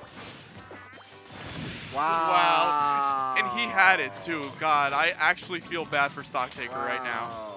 Now do you see why Villager hates DLC? That bowling ball thing right there, the That's witch like- twist just like ate it up. Seriously. It's the weirdest thing, I tell ya. But yeah, like That spot dodge was a weird option. I'm wondering if that was like a missed input or like a frame thing. Like he pressed the grab button, but for some reason when he did it in accordance with something else, it came out as a spot dodge. yeah, And unfortunately, he was just in a bad position that he couldn't get out of. it's still one of Villager's more rougher matchups, honestly, and I guess that's just how most people had to do though. They just got to adapt and just play. That's just the play name of the through it, game. though, you know. That's why, like, my biggest pet peeve I have though is when people have been complaining about Bayonetta, saying how like, oh, Smash 4 is like gonna be dead because Bale's winning stuff now. I'm just like, please learn how to play against her though, because she is beatable. I mean, she's Definitely not broken. is. So you just gotta know how to play against her on neutral. Once you know how to do that, then depending on the player and whatnot though, it could be a wrap, or you Yeah. might do a little better each time. It's like Monopoly. Okay.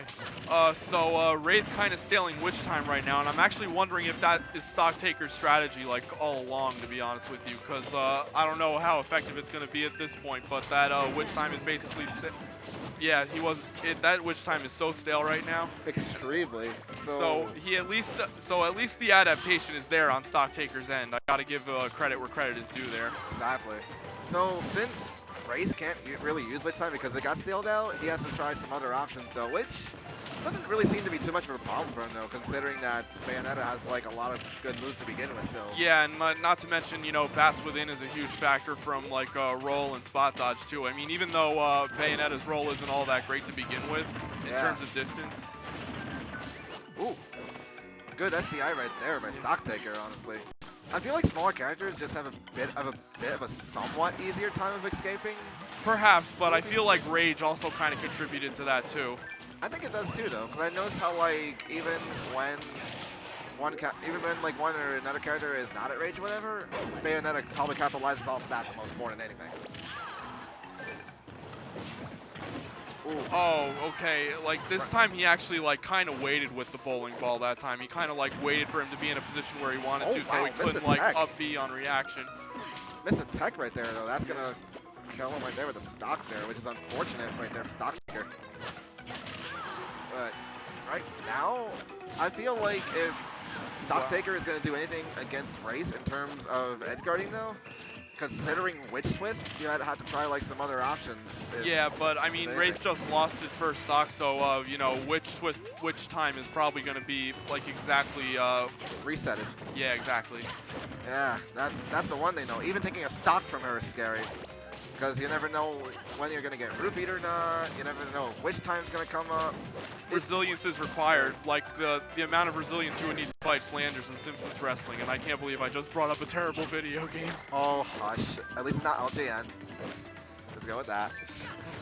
But right now, Stock Taker is just trying to space out Race at the moment and making sure that like Bayonetta doesn't approach him, because that's one thing though that most villager mains I see, they like to make sure they camp the heck out of their opponents so that they don't get any damage in there, if anything.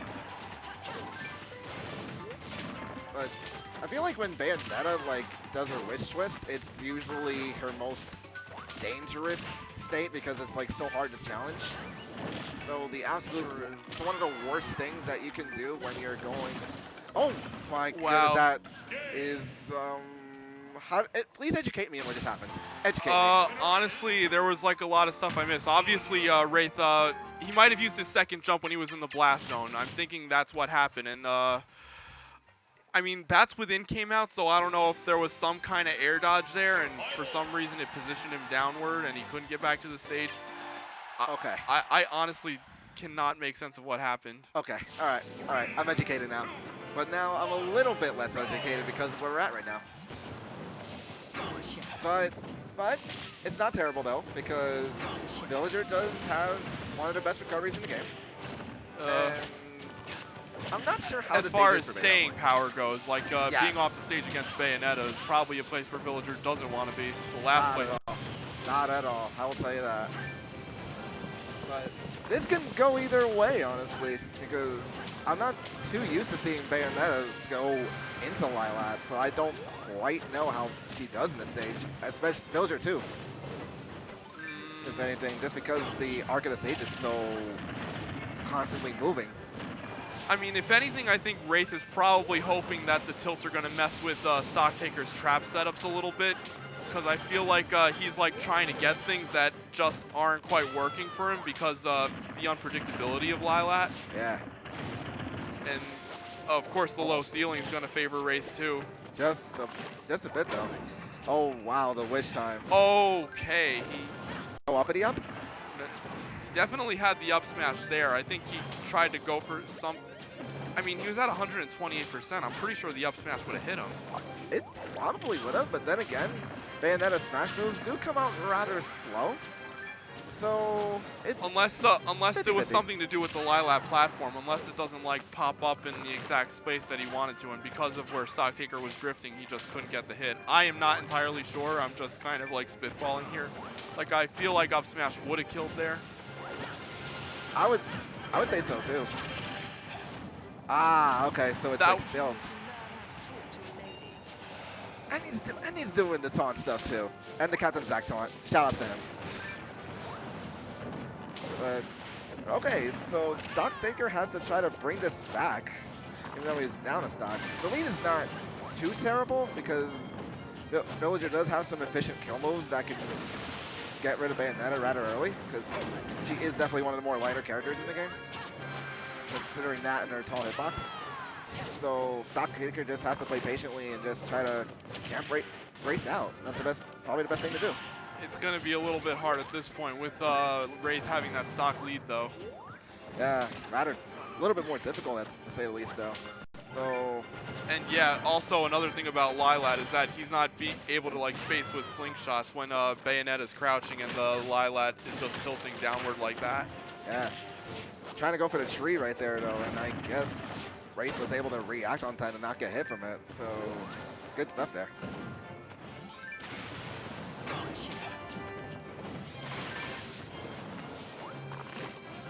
Yeah, this Lylat stage just will literally drive anyone crazy, because I notice how like most moves though are not landing the way either player wants it to, unless if it is intended. Oh, right. What? Yeah, no, that grab probably not the best out of shield option there. Yeah, Villager does have one of the more slower grabs in the game, but then again, it is one of the strongest. Yeah, and plus on the other hand, there's also the fact of Bayonetta's roll not being that good and where they were. So I mean, I guess I can't blame Stock Taker for going for that option. Yeah. All right, so Stock Taker at 103, and Wraith is now at 16. So at this point, though, I guess that's gonna take it. Uppity up. Yeah. Uppity up. Good stuff to both people. Honestly, Yeah. which time is just scary. Like, I feel like the very second like you take a stock from her, that's when she becomes a threat.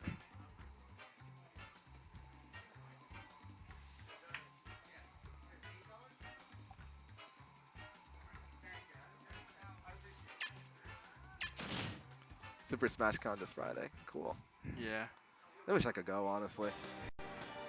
Survival. But who's going on stream now? Any idea? It looks like Angel versus Riz, an HBA Classic. Ooh, we got the classic boys coming out.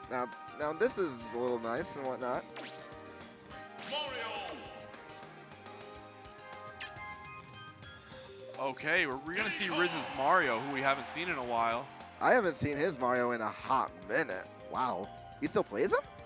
I would think he does, but like it's been a while since I've seen him in tournament, though.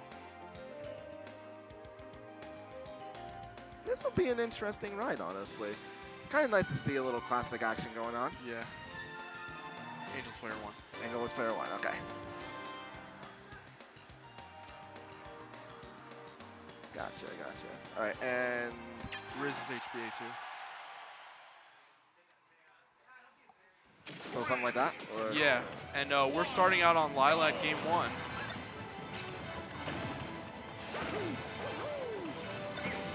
Ah, okay, that's how you do it. So we're going to game 1 in Lylat. Wow. Yeah. That's a little interesting, though. I usually don't see that in like any kind of competitive play by any means. But It does happen, though. really, I believe it. Probably just something though that I don't see too often anyway.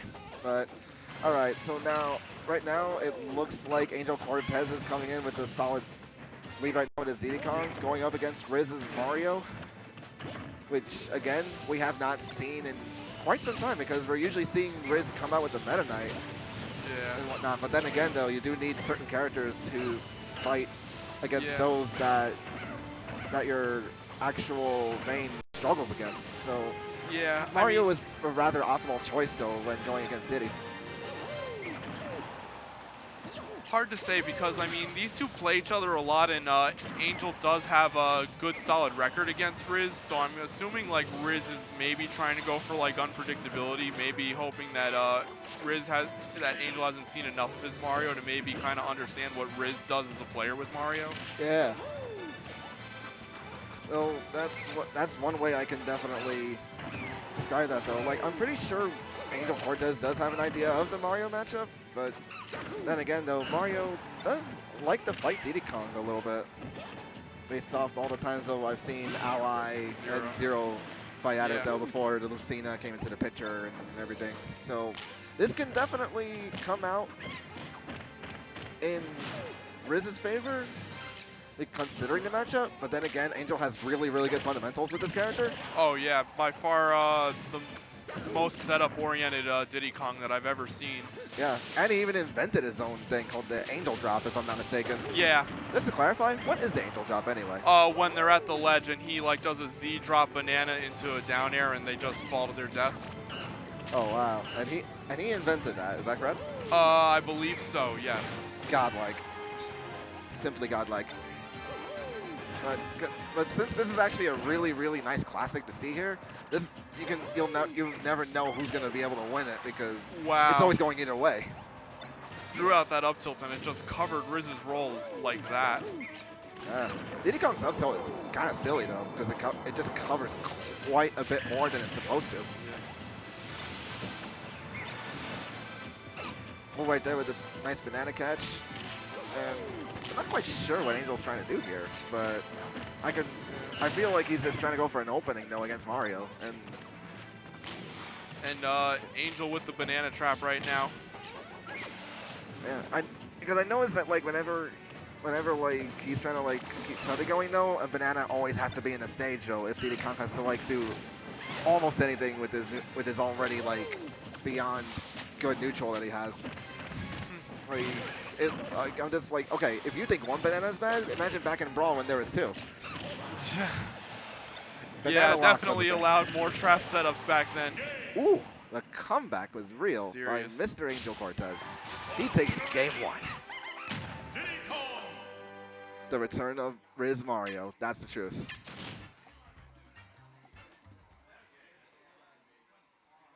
Godlike. Survival. Alright, so that is game one. For Angel, yeah. This is best 2 out of 3 still, correct? Yes. Gotcha. Alright. I believe they chose Battlefield for game 2, and while it's been argued by some people that Battlefield might be Diddy's worst stage, I feel like Battlefield might be Angel's best stage as a player. That is an interesting debate there, honestly, though. Because what would matter more, a player's favorite stage or a character's favorite stage? When you're going up against a high-level player like Angel, I would probably say the latter is more important. I definitely do believe that, by all means. I like to go with both, to be honest, though, but I feel the character thing is a bit more important because you don't want to put yourself at a disadvantage so quickly. So that's the way I can put it. Yeah. But right now, Angel looks like he's having a rather solid lead right now against Riz, if anything. So right now, I feel like we just may or may not see an Angel drop. Please do. And I mean, yeah. he's definitely in prime position for it, but Angel not gonna quite overcommit. Maybe not against Mario because that up B range and like transcendent priority is just like really ridiculous. And if Riz decides to like not snap the ledge, but that opportunity is just not gonna present itself, as we just saw Angel cleanly take the stock the way he usually does. And the neutral air. Okay, we don't see that a lot often. Yeah, you know, I think neutral air is a very underrated tool for Diddy Kong, because like if you like land with it, you could actually like combo it into something else, like an up tilt or a higher percentage. You could like chase them with up air, like up. I'm telling you, Diddy's neutral air is so good, and this is like it never gets used. That's the thing. Like, he really only has 2 bad moves, that being his dash attack and maybe his, what else, his forward tilt. Like, those are probably Diddy's worst moves, and, like, they're not necessarily that bad because, one thing I noticed, like, when Angel does dash attack, it's usually, like, a follow-up from something else on, like, a Battlefield platform. Yeah. And, there's the forward tilt there, trying to get a spacing there. Very similar to Pit's F tilt almost, actually, but why would you go for that when you have a down tilt, which is like so much faster and covers the same range? Down tilt comes out at frame 3, correct? Sounds about right. That's definitely death right there. Wow. Like I said, this is like probably Beautiful. Angel's best stage as a player. Beautiful. Beautiful stuff though from both players though. Oh, UX and I still can't believe that's a 2. I still can't believe that was a 2-0 though. I would never expect a 2-0 from either side, to be honest. I usually see these go to game 3 or game 5 just because both players are so good against each other. Yeah. But then again though, we don't see Riz's Mario rather often. Yeah, I guess his jab isn't all that great. either. So yeah, I guess that's one thing that I missed. Mario's jab? No, Diddy's jab. Ah, yes. We never see Diddy Kong's jab enough because it's definitely not one of his best moves, if anything. But I'm gonna probably get off from commentary from here, though. Yeah, it no was problem. definitely fun, though. So hopefully we'll get another fortunate person to join in on this shenanigan-like action. Yeah. So thanks for tuning in, though, whatever, and we'll have someone on there shortly. Hopefully. Maybe.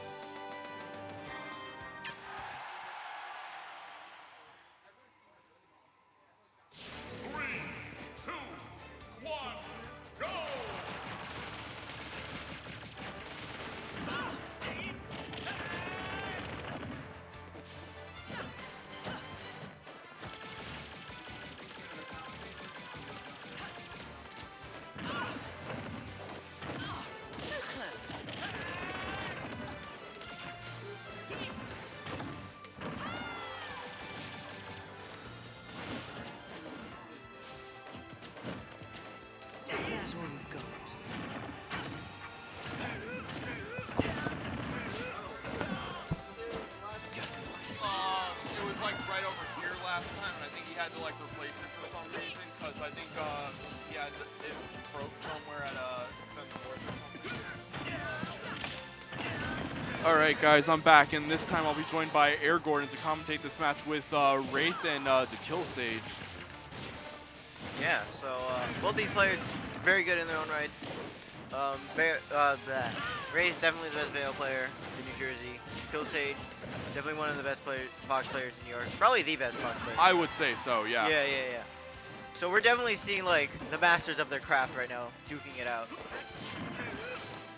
I want to say the last time I saw these two play was at Anomaly 3-2, and it seemed like Ray sort of had like a good sense of like the neutral, but like I think his punish game just wasn't up to snuff, and like Kill Sage was just able to sort of lap him in damage and kills. Yeah. It's definitely showing, as we can see, as he's like catching all of Wraith's landings, and he's like choosing the right time to grow out the multi-hit jabs. Yeah, Fox was using his speed to catch Vale's landing, which is like an important part of the matchup. Vale, her weakness is that if she uses a bunch of specials in the air, it doesn't kill you off her combos. She has a lot of landing lag when she lands, and you can punish her for that. Just in general, like her moves, like her aerial moves are like pretty big hitboxes, but not like the best frame data.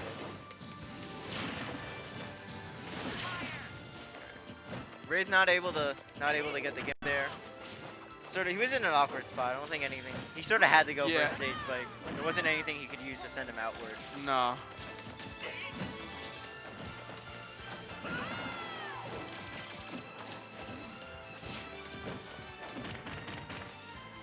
Okay, nice mashing there by Wraith. Up smash out of shield. Interesting option there.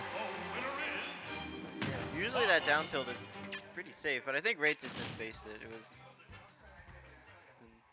the Kill Stage is capitalizing very well off of that misspacing. Oh, hi Death Thrasher. What's up? Still need to chill, man. I saw that Twitter stuff.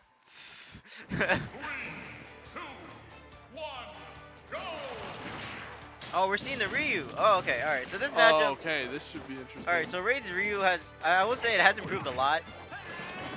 Oh my God. What? All right. So that he sort of picked up this character at the end of the last season, beginning of this season, and it's definitely improved a lot. His Ryu has grown.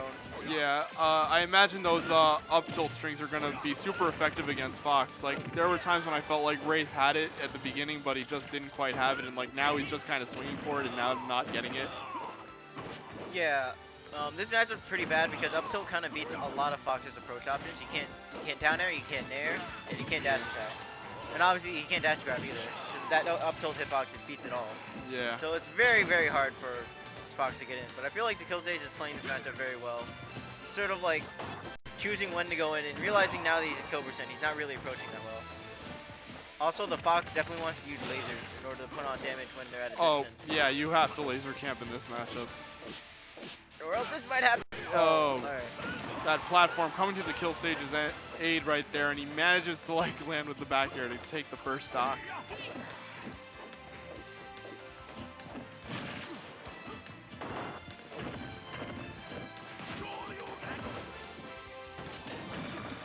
That up air multi-hit move is going to break the focus. Yeah, multi-hit moves are so good against that. Probably the one saving grace for Fox in this matchup, if it only is just one thing. Oh my god. Killstage just has him at the ledge and he can't do anything. Alright. And he misses the tech. I think that might have been technical. Yeah, I think he could have teched it. Sage just missed it. But I also feel like he shouldn't have gone for that fair. He was trying to go for the footstool, but I felt like he could have just kept the pressure on instead of going for I mean, with this matchup, I guess you can't really blame Sage for wanting to end this as quickly as possible. Yeah.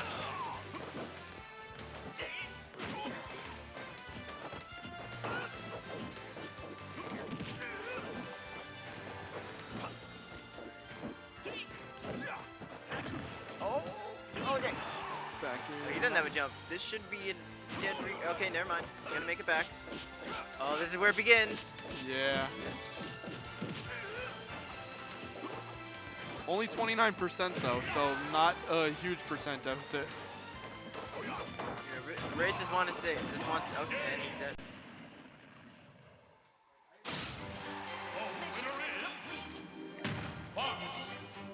Alright, so who do we have next? Are we gonna do Most likely gonna be Angel and Ralphie, I would say. that should be That's still a losers, yeah. Oh right. Dang. This was a pretty stacked tournament. Like, Oh yeah, very stacked. New York came through. Yeah, I gotta give credit to credit is due to Benkai, who beat both Angel and who else did he beat? He beat he sent Sage to losers too. So yeah, good stuff to him. He's currently in winners finals against Gons right now. Wow. Bankai plays Zero Suit Samus. ZSS? Yeah. Wow, that's very impressive.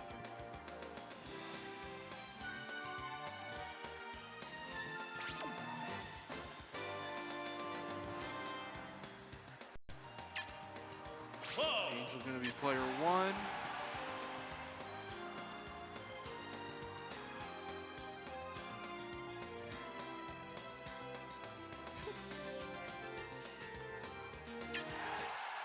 Alright, so we're gonna see Diddy Cloud. Yep. 2, 1, go!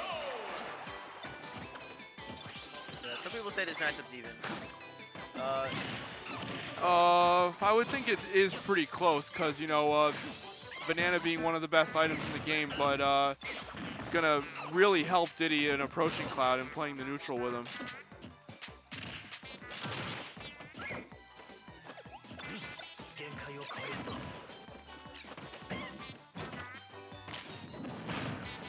Okay, Ralphie choosing the right time to approach with dash grabs.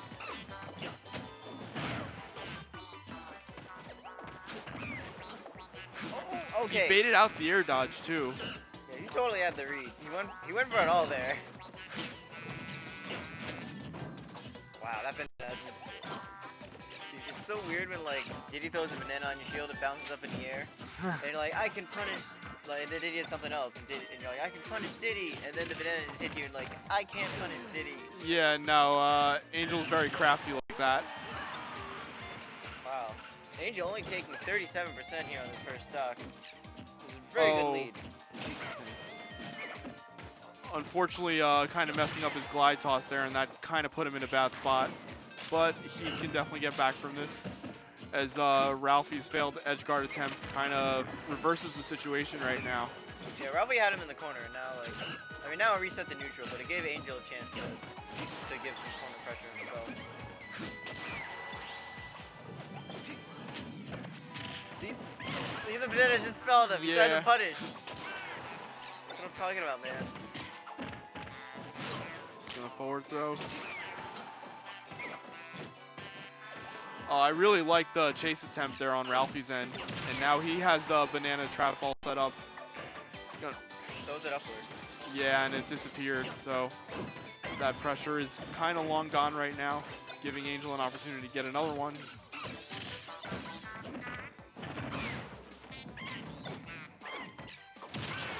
Dash attack, not gonna kill just yet. Oh my.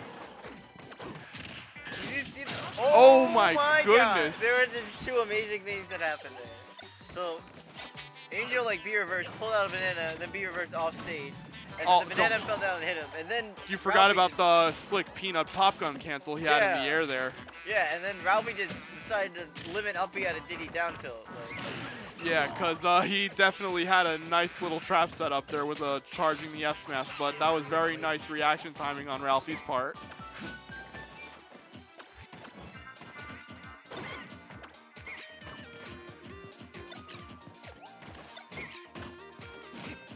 look at Angel just immediately ran to the banana and now like just standing behind it. Yeah, that is definitely a thing that Angel likes to do with Diddy, to kind of force his opponent to approach or do something. Oh my Oh goodness. my God. Very, very nice Why? barrel tech Why? there from Angel, baiting out the air dodge with it. Why? I know, I mean, it was kind of a DI mix-up. I mean, I'm pretty sure Ralphie was expecting some kind of up air there, but unfortunately, he must have DI'd like down and away there, thinking that he was gonna get sent up to the ceiling. Instead, he gets launched horizontally to the blast zone, so that kind of like cost him there.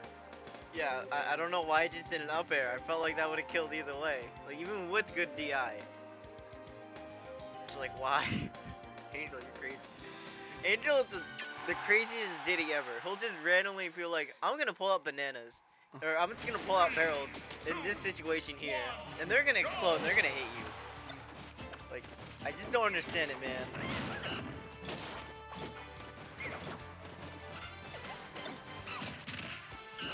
Oh, okay. Both these people just swinging for the fences. They really just want to take this stock away. Yeah. It's definitely not the first time I've seen Angel go for something like that. Like, he actually did it pretty successfully at Forge last week against Dio Sheik, taking the stock super early. Oh, Thought he yeah, could- yeah, that's right.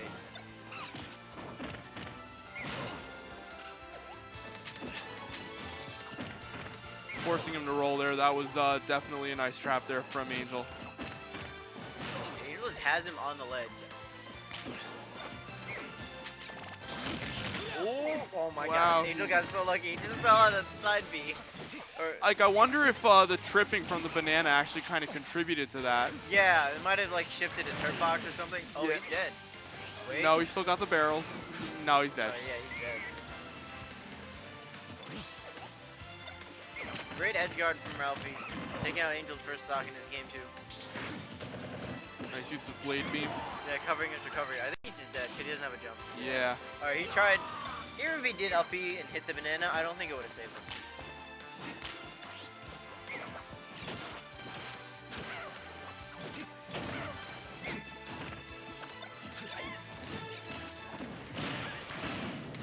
There. What? Why? That's- Why barreled? Who does that? Well, No one- it's a battlefield setup that Angel kind of invented himself. I forgot the first time he said he wanted to utilize that, and I think it was back when you know, our good crewmate Oreo was still playing this game, and Oreo told me about it, like getting the up throw into the barrel on the top platform of Battlefield. Again, that's kind of what makes one of the things that makes Battlefield one of Angel's best stages, in my opinion.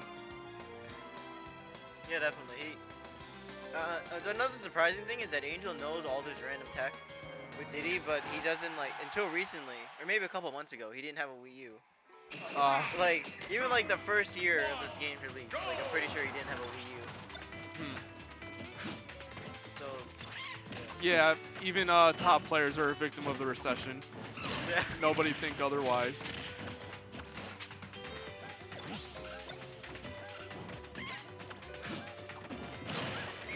Okay, nice pivot grab there from Angel to get more damage.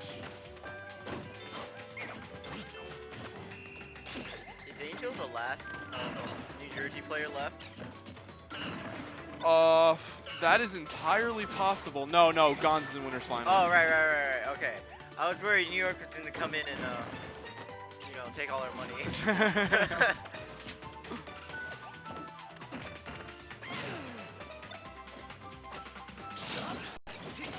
Oh, wow, that up air preventing the angel drop from happening.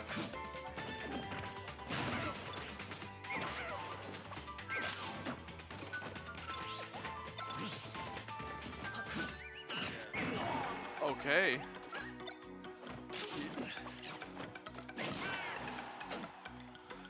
So we're almost at a last hit, last stock situation, but you know it's only the first stock. But Yeah. Oh, okay. Is he gonna get a limit? Oh. yeah, no, in the end. I'm pretty sure he was dead there. Yeah. Even if he did get a limit, I think he might have died. Yeah, he would have taken way too long to fully charge it. I think it was like pretty much empty, if I'm not mistaken.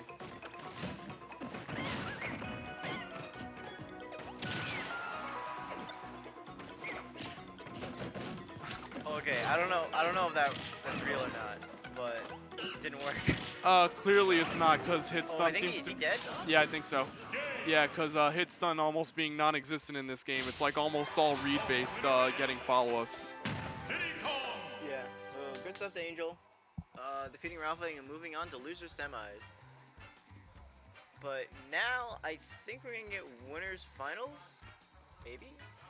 I would probably go with that. Yeah. Yep, you called it.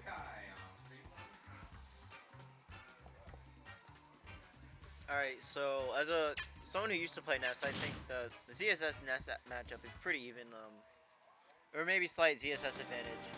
How do you find your way in against ZSS out of curiosity? You just have to be really good perfect shielding yourself, and like Nest can punish and like combo ZSS pretty well. Like maybe like a jab out of shield if you're close enough, right?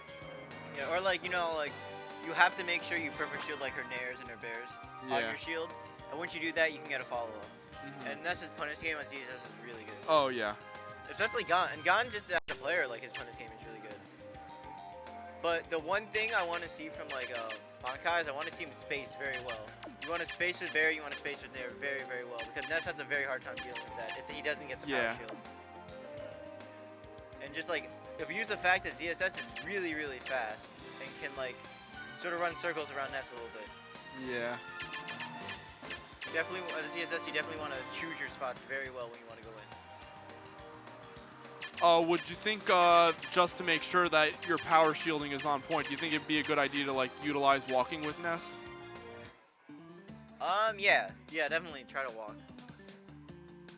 In certain scenarios, like if they're jumping at you, if you need to walk forward a little bit to power shield it so you can get the spacing right to get a punish, probably grab considering Ness, then yeah, you go do that. But if you're trying to like dash in with shield to punish something, then it depends upon the spacing.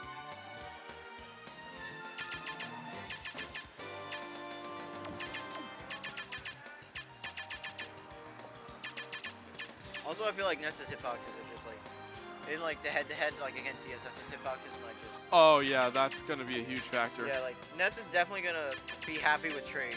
You know what I mean? Yeah, and plus, a lot of the bread and butter Zero Suit Samus stuff is like juggling pretty much off the top, and Ness having like the best air dodge in the game. I imagine that's gonna be like pretty annoying for ZSS. Yeah, he doesn't get out of like the combo because of his weight, but if it can be hard to like read the air dodge into like an up air to try to start it. You know what I mean? Mhm. What is his tag? I think he's just let's see, Zoe is something cool. I don't know.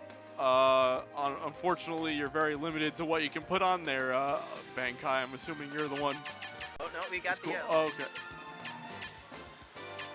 Okay, Zoe is cool. I don't know which Zoe he's referring to. Maybe the monster from Sesame Street. Maybe Zoe Deschanel, the actress. Who knows? But Zoe is cool, and he wants people to know. Maybe the show Zoe 101. Oh, maybe. Wow. I don't know. Or so yeah, you're Zoe and you're watching this in the chat. Not Ralphie. Bankai. Bankai thinks you're pretty cool.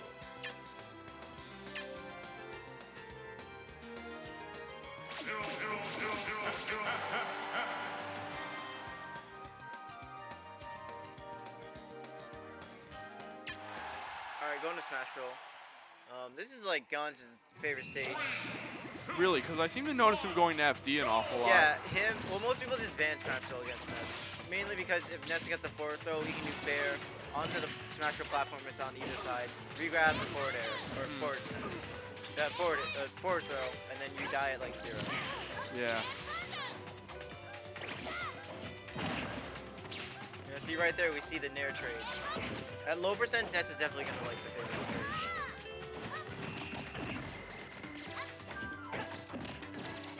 See right there, Bankai didn't space the nair correctly, so he got grabbed for it. Back air really good in this matchup. That.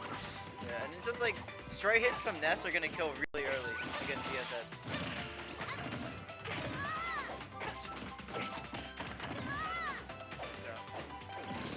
Oh, he doesn't have a jump. Yeah, no. He two frames him my with the God. down smash. He missed. That was good, but he missed it.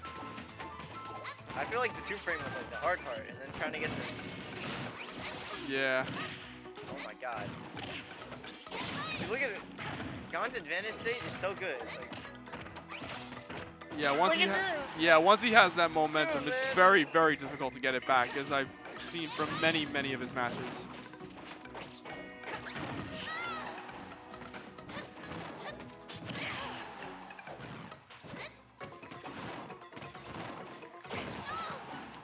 see if Bankai can get this hill. He has a very good. Oh my God, he just misspaced that back air ever so slightly. Okay. Wow, that killed from across the stage at like 107. Yeah, with Rage being a factor, it's going to be very, very hard for ZSS to live that one. You know, as someone who's dropped Ness, every time I see Gons kill someone with back throw, I'm like, man, I miss that. It's just like, man, I wish I could kill characters at 107 or 107 again off of a grab.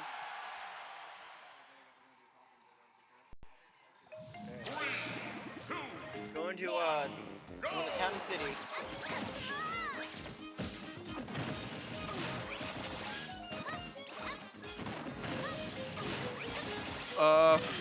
And again, it's kind of like what you said before, AJ, that ZSS kind of has to play the spacing game. Like, I feel like Bankai might not be respecting Gonz up close enough, and I feel like he's kind of getting hit by stuff that maybe he shouldn't be getting hit by. Yeah, also, I forgot to mention, Bankai's using it now, but Zera is also really good. Yeah. Because Ness is like jumping around a lot. Yeah, but You then can do again, it there's pretty also safe. the fact that Ness is also like a really short character, and maybe he's not as susceptible to it as like some other characters are. Yeah, if you notice that Ness is jumping around a lot, you definitely want to use it like an anti-air. Okay, that was a good option there. Bankai keeping up a little bit better this game. Seems he made some adjustments. I feel like the Zera definitely helped.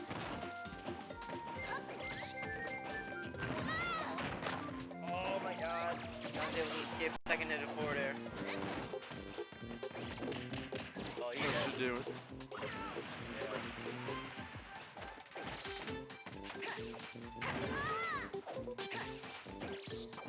That's going to be a punish right there. A lot of damage coming. No, okay, maybe not as much as I thought. Alright, trying to go for the Simon Belmont. Looking like Naira. Oh my God, Okay. a little too late there, Bankai.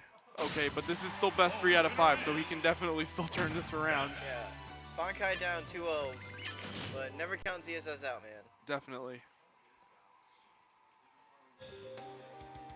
Survival. Are you gonna see okay, no, he's sticking with ZSS. I didn't see where the stage is. Alright, we're just gonna run it back to Town City. Yeah, I do agree with this kind of pick against it. As me personally as a Yeah. player, I do like the extra space, but Yeah. like as I mentioned earlier, ZSS can kind of run circles around Ness. Yeah, and I would imagine like Battlefield Dreamland were probably banned initially. Yeah. Oh! Alright, nice 70% combo coming out here from Bankai. This could be the momentum he's looking for. Okay. See, like right there, Ness air dodge, and he kind of had the read, but like Ness air dodge is so good, man. And you missed this, right? Yeah, man, I miss that air dodge. I miss falling up air. It's so hard to like try to not do it with my current character. Oh, I love how he just danced around his shield there. Yeah. See, ZSS is mobile enough that she can do that, and Ness just sort of has to sit in the field and wait for something to happen.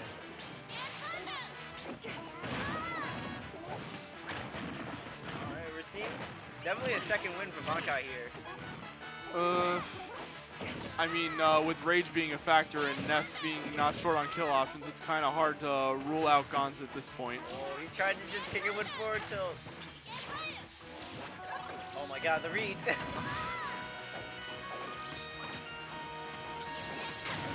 Alright, Alright, that was definitely a miss. Yeah, he tried to a PK misinput. fire. Yeah, PK fire out of Wouldn't be shield. the first time that happened to him.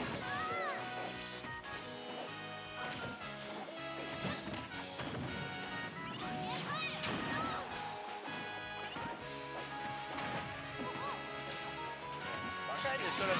Oh, I think he might be dead. I was just about to mention before that. Bankai just sort of had him like. Oh, That was scary.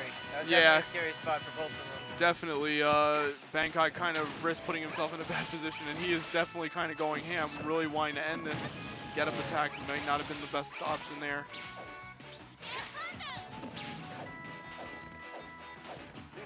Yeah, he can just do that because the Ness air dodge is so good. I don't know, like, I know Ness's air dodge is good because he goes into Z-axis, but I want to Yeah. know, like, what frame he returned on into the, like, our plane of existence or whatever. And, like, how long is it that he can, like, air dodge again?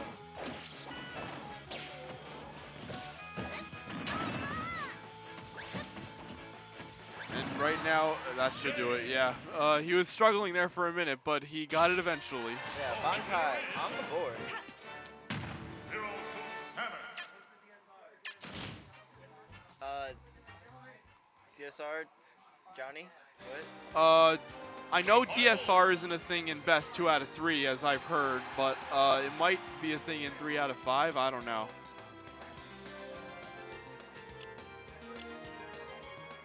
Alright, New York popping off in the chat for their boy. Yeah. Okay, it doesn't look like it appears to be a thing, as they are going back to Smashville. Because I'm pretty sure bans are still not a thing in best 3 out of 5. I think. I don't know, I never make it the best 3 out of 5, so. Yeah, no, neither do I, because I'm bad. Yeah, one day TV, one day. We'll make it. Now let's try to go for that cheese with that down tilt. This is a lot of cheese. Pretty much the name of the game, though. No, I thought this was Super Smash Brothers. What's the difference? Yeah. Oh boy, I would have felt so bad for Bankai if that had worked. Yeah, that almost did work. I think Gaunt is sort of. I feel like he's starting to use PK Thunder a little bit more neutral. And he's being very smart with it by using it at distances where he really can't get punished by it. Like, his control over PK Thunder is like really good too. Yeah.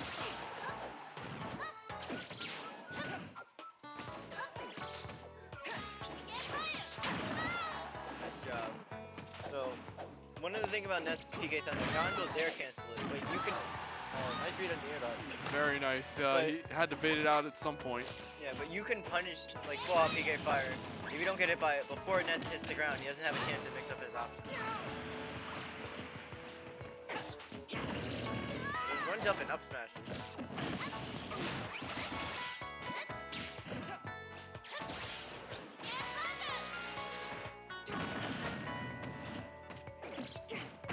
Staying in shield a little bit too long, and he's definitely going to get a good juggle out of this one. He's able to up B out of that PK fire. Or down B, my bad. Oh, you almost got it.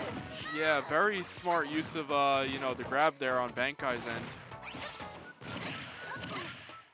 Oh, you're in a bad spot. And that's up air you like that, you're above him, really bad.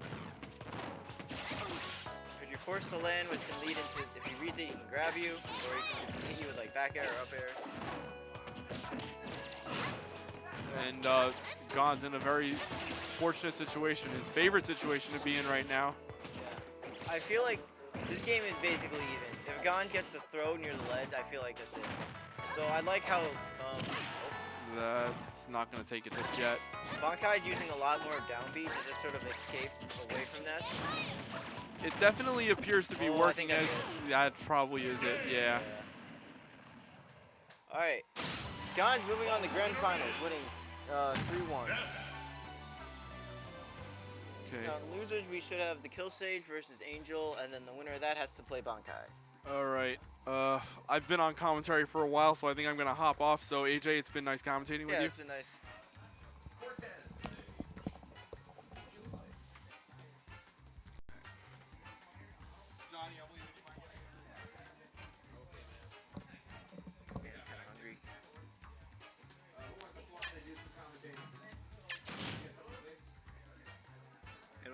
commentate with moi? Survival. Alright, I'm gonna have to drive.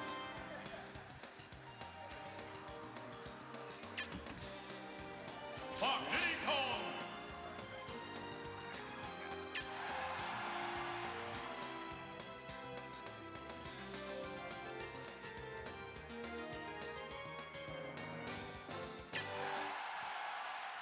You wanna drive? You know how to drive? You're probably better at it. 2, 1, Alright. go. Do it. Hi guys. What's up, AJ? So, Chilling. yeah, I'm chilling with commentary. You should move the mic a little closer to your face. Don't tell me what to do. I'm gonna tell you what to do because the people want to hear you. Anyway, so this is Losers semifinals, if I'm correct. Yes, you are. Yeah, so we had a little bit of an invasion from all across Tri-State today. Everybody trying to get that young last-minute SmashCon practice. So coming through, we have Critical Reaction to Kill Sage going up against Angel Cortez. These guys playing, I think they're playing for like the third or fourth time this season. I believe Sage might be up in sets 2-1. Not totally sure off the top of my head, but I know both times Sage has come to Kingdom. He's beaten Angel, but I think Angel took a set off of him on at a Xeno this season. So these guys usually go back and forth. Again, it's a very violent matchup, so I'm really not surprised. Fox, one of those characters that can really give Diddy fits. So good at edge guarding him, so good at keeping him in the air, and also really, really good at utilizing Banana in his own right. Yeah, Banana like up smash is really good kill confirm. Also, Or I don't both know characters. how Angel lost that first stock. I'm actually kind of surprised. Yeah, I was fixing the name, so I don't know. Yeah, but yeah, this matchup is just so. I mean, not just for Diddy, but just in general against Fox, because his neutral is really just hitting the reset button on you over and over again until you eventually just die. You really have to choose your spots and how you safely get back to the ground. That's a bad banana pull from Angel. Very Yeah, surprised he didn't die from that right there. But you see, Sage is applying this really safe shield pressure. Just going to opt to sit back. Doesn't have to do too much. But that down tilt to up smash after that wonky banana toss definitely take the help him out. You had to like go the other way. Oh, and that up tilt up air is gonna take it for the kill save. There we go. So good stuff there from Sage. Oh, winner is Now, I believe since we're paying out the 4th place, this is the best 3 out of 5. Oh, it Is is? that correct? Yeah. Oh, alright, that's pretty cool. So what we do differently, which I think is kind of cool, but I mean, it just kind of depends on who you talk to. I hate Angel sometimes. Jackal, shut up. You're like 5 years old. Just, Shout out to everybody coming through to watch, and I see everyone in the chat. oh wait, what? Are we gonna see a character switch or I don't dislike you as a person either, Jackal, but you're ugly. Yeah. Shout out to everybody coming through. I see Devin 3000, Sandbag, people I recognize. I don't know. Hope to see you guys at SmashCon this weekend. Hope to see. No, you're not going, are you? No, I am. Oh, you are? Yeah. Oh, yeah, that's right. So we get to hang out this weekend. Yeah, Nice. I'm going with my buddies from college. Do you have friends? All right, so Angel switching to Bayonetta. This actually is a character that I know Angel played once upon a time. I don't know how often he's played it now. Oh my god. Wow, yeah, he almost got the hip check forward tilt. That would have set him up into an up smash. That's something you see Fox players like Larry and Light utilize a lot of. It's just such a good move. Does Dugan do that? I don't know. Dugan does, I miss- but I mean, yeah, we all miss Dugan. But let's be real. Alright, but Angel off to kind of a rough start in this game, but has Sage exactly where you want him. Yeah, the game against Fox is edge guarding. You want to kill this character. Anytime he's forced to use his side B or his up B, you just want to keep him at that disadvantageous position for as long as you humanly can before you eventually get mixed up and die. Yeah. It's essentially the game you play. Yeah. Bayo actually cover shielded Fox in air there, and Angel grabbed. I feel like most Bayo probably would have been somebody that shield. Potentially, but again, Angel's just cut from a different piece of cloth, I guess. Yeah. Yeah, Yeah, that can happen when like, you like. all other Bayos are playing in 2017. Angel's playing in like 1027. Yeah. I remember like Angel had a pretty good Bayo when like the game first came out, or when she first came out. Yeah, But it's definitely a character he's used in the past, but right there, Yeah. the kill stage is gonna take the stock with that up smash, and it's. I'd say this is a bad state for Bayo in general, just because her biggest thing is getting punished on landing. But against Fox specifically, he I think has the speed to reach you. yeah, exactly. And he hits. Both kinda these hard. characters can kind of just screw each other up on the stage. Also, before I forget, Yeah, the names are backwards, but it's fine. We'll fix that later. No, you did your best. Proud of you. Commenting the match while I fix this. Yeah. Oh wow, Batwithin's coming in, sending Angel downward, but covered. Yeah, Batwithin is stupid. Oh, okay, I thought we were gonna see some fair footstool shenanigans there, but Dekosage opts just to go for damage. Doesn't want to risk anything. Especially off stage, like, we've all seen, like, Bale just fair one Fox to, like, the blast zone. It's like, you don't want that to happen. Yeah, it's definitely a fatal flaw of this character in this matchup. And Angel's, Oh, wait, no. I guess they're just doing the best 2 out of 3. I mean, whatever. It really doesn't matter. So, I think Angel's already conceded at this point. Oh, are they talking about it? I don't know what's going on. Yeah, I think Angel's already conceded, but I mean, it doesn't really matter. Like, we just fixed the names. Like, I fixed the names. we fixed it. Good answer. What's this we crap? All right. All right. So losers finals. It's gonna have an unfortunate team kill and a rematch of winner semis where Bankai actually took down Sage. I don't know what their set count is. I don't know either. New York made TV Bankai. So you want to know something really funny about Bankai?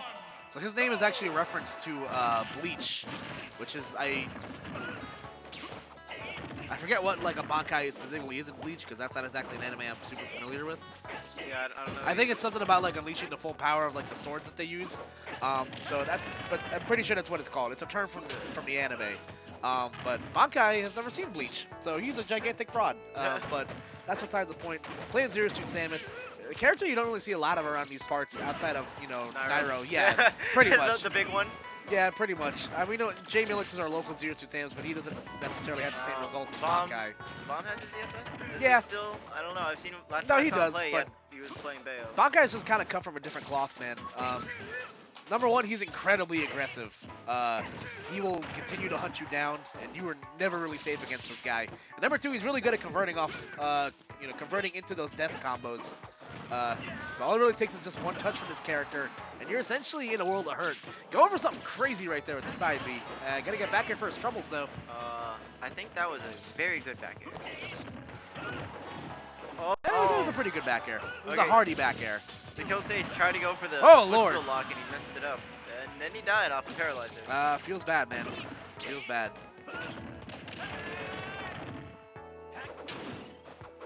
Not that bad. Yo, shout out to New York in the chat. Y'all are actually hilarious. New York is actually one of my favorite scenes, but we'll talk about that later. Yeah, so both these guys didn't even. Oh no! Oh, okay. All right. I thought he was gonna die. Yeah, I think Bankai kind of pulled the trigger a little bit early right there on that flip jump. Otherwise, he probably could have just timed that to spike his recovery. That grab hit from forever away. Also, nice to know Bankai used tethers back to the stage with side B and not Zaire. More you know. Oh yeah, you can do that. There's like some weird tech where you can like. Oh, there we go. Nair to flip kick. Not gonna be enough just there. And again, Bankai going for these crazy reads off stage. I don't know if that shield poke or if Sage just dropped shield at the last second. I don't know either. Oh, I think you did that. Oh, you know what? Yeah. I was waiting for like a down smash or. Yeah, I up was smash. waiting for him to just wait on the drift and see what happens. That should be death, and it is. Wow. Yeah, like I said, Bankai's aggressiveness coming out to kill him right there. Returning to base. Flip kick. Oh my god. See, you can see why I like New York so much. They're just Yeah, a bunch of that wild This animals. reminds me of Glenn. That's something Glenn would say. Yeah. Like, New York is one of my favorite scenes. Everybody's just so hospital and nice, and Everyone's they a got really hospital. good. They got really good food near their venue at Xeno. So everybody should go to Xeno. Am I right, AJ? Yeah, everyone should go to Xeno. Yeah, but anyway, let's get back to Oh this game. wait. Oh okay. All right. So I felt like the Kill Sage had a kill there. He got the lock by the ledge, and he could have maybe converted that into a fair footstool, but he full hopped there instead of Yeah, whatever option he probably wanted. I don't know if that was a misinput or not. I see Fox mains like go for the input where they're like get the last hit of down air to like set up into something, but wow, good read from Sage. Yeah, that's definitely something that you can utilize a lot in this matchup against ZSS. She doesn't really have a good option to answer roll behinds, except maybe like up tilt. But if they've already committed to an option like grab or something like that, it's really hard to counteract that. That Nair almost connecting the up smash and sealing Bankai's stock. Yep, but it's gonna get the up tilt into the up air. That's the thing about this character, man. Fox is just so good at just hitting the reset button, putting you in a 50-50 situation where you have to think very quickly. This is kind of annoying. Yeah, definitely. Like, you may air dodge, like, you may get up tilt, you may air dodge past the And up Sage air. going back to his roots, using the when I first met Sage, he used this color Fox. I think he cycled through all of them pretty much at this point. There you see Bankai just trying to poke away at this lead. Wow. Oh, wow. I think up B just traded with Nair there. Yeah, it did. It's at the very starting frames of up B traded, so wow. Yeah, that back air is really strong. And that might have been some questionable DI, too. There we go. Gonna get the charge on the F smash. Probably made the difference right there. I'm not sure if he would have survived otherwise. Fox is pretty light, so, never know. Oh, the up smash will take the stock, and we have the kill stage sitting on set point right here, avoiding double jeopardy. You know, elimination from his New York companion.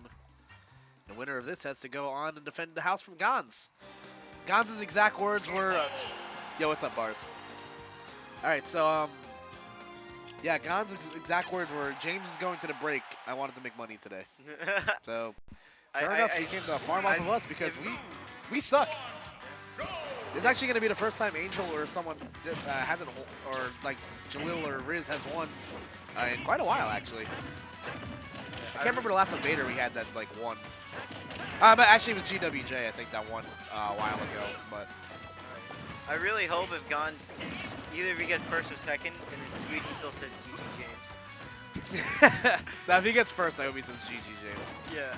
All right, so we're going to. I'm not really sure why this FD was the FD of choice. Maybe just an aesthetic counter pick. Ooh, yeah. I actually was afraid of the ejecting hitbox of B would send him flying. And Bankai's getting these nairs into flip kicks. Oh! That looks so like soft. That didn't even look like it like spiked him. Look at he just booped him on the head and he just fell. But sure enough, that'll do it. I was expecting like once he got the foot or the leg trump, I was expecting like a back air, but no, he's like, I'm gonna down B and you're gonna die.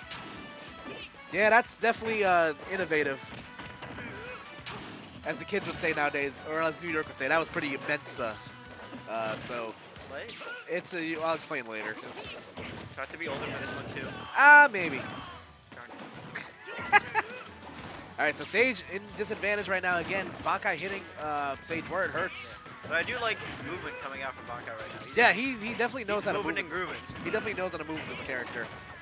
Because Yusu Samus not really lacking much in regards to mobility.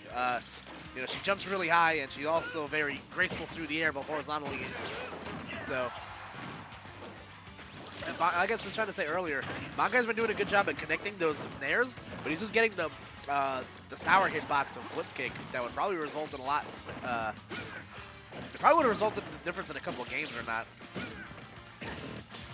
Forward Are smash. you gonna take it? No, not great yet. DI.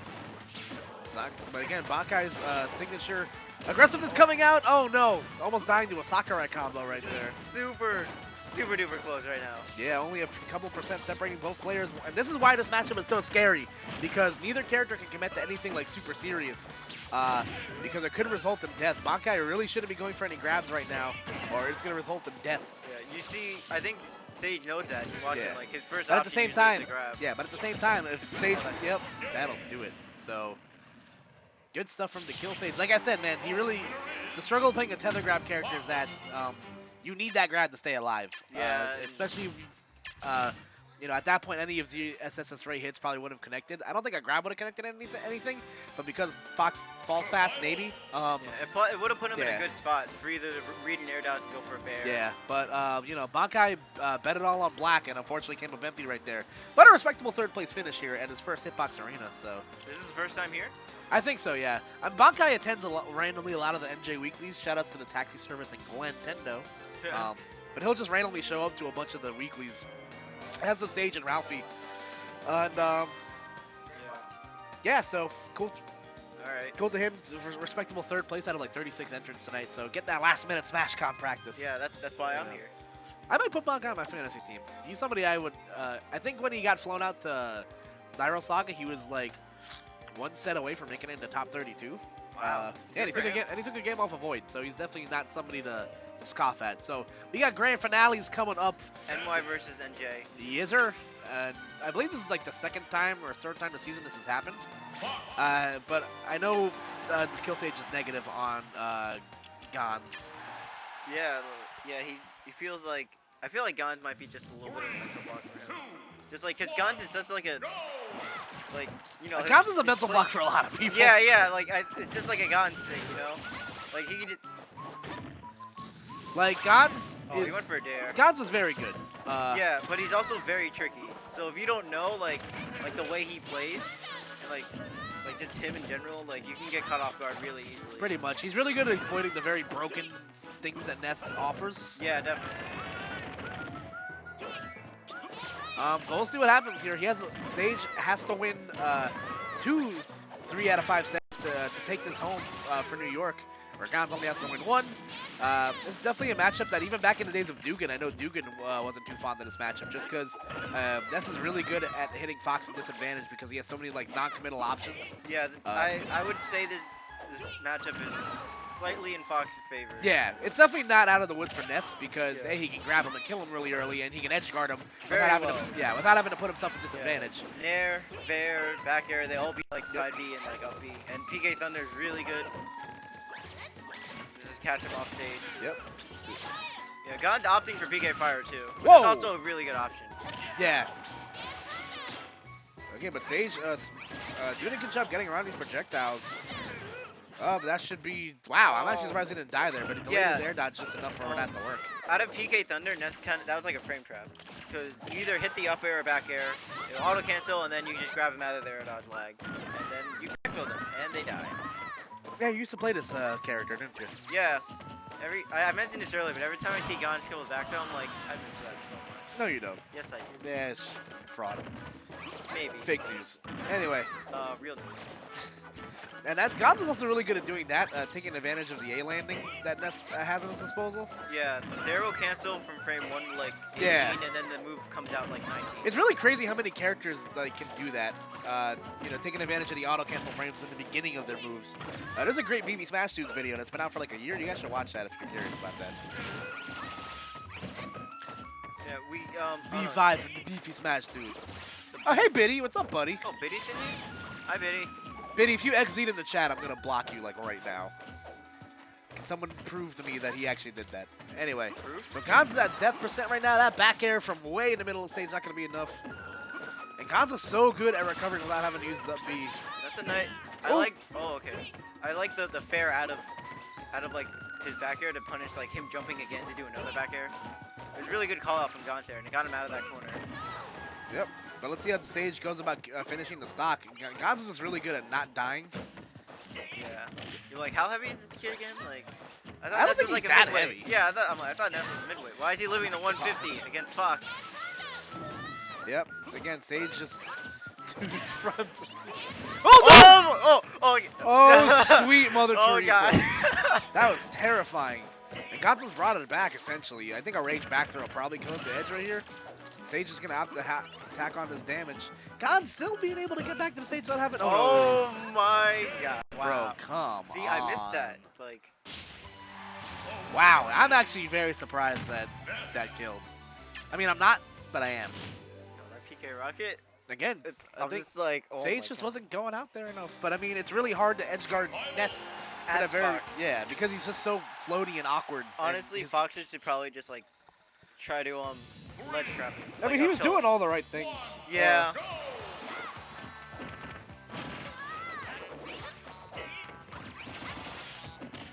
I should probably charge my phone.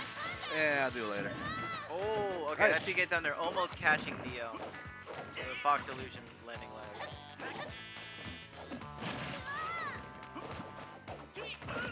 Alright, so let's see if Sage makes the necessary adjustments into killing Gons here.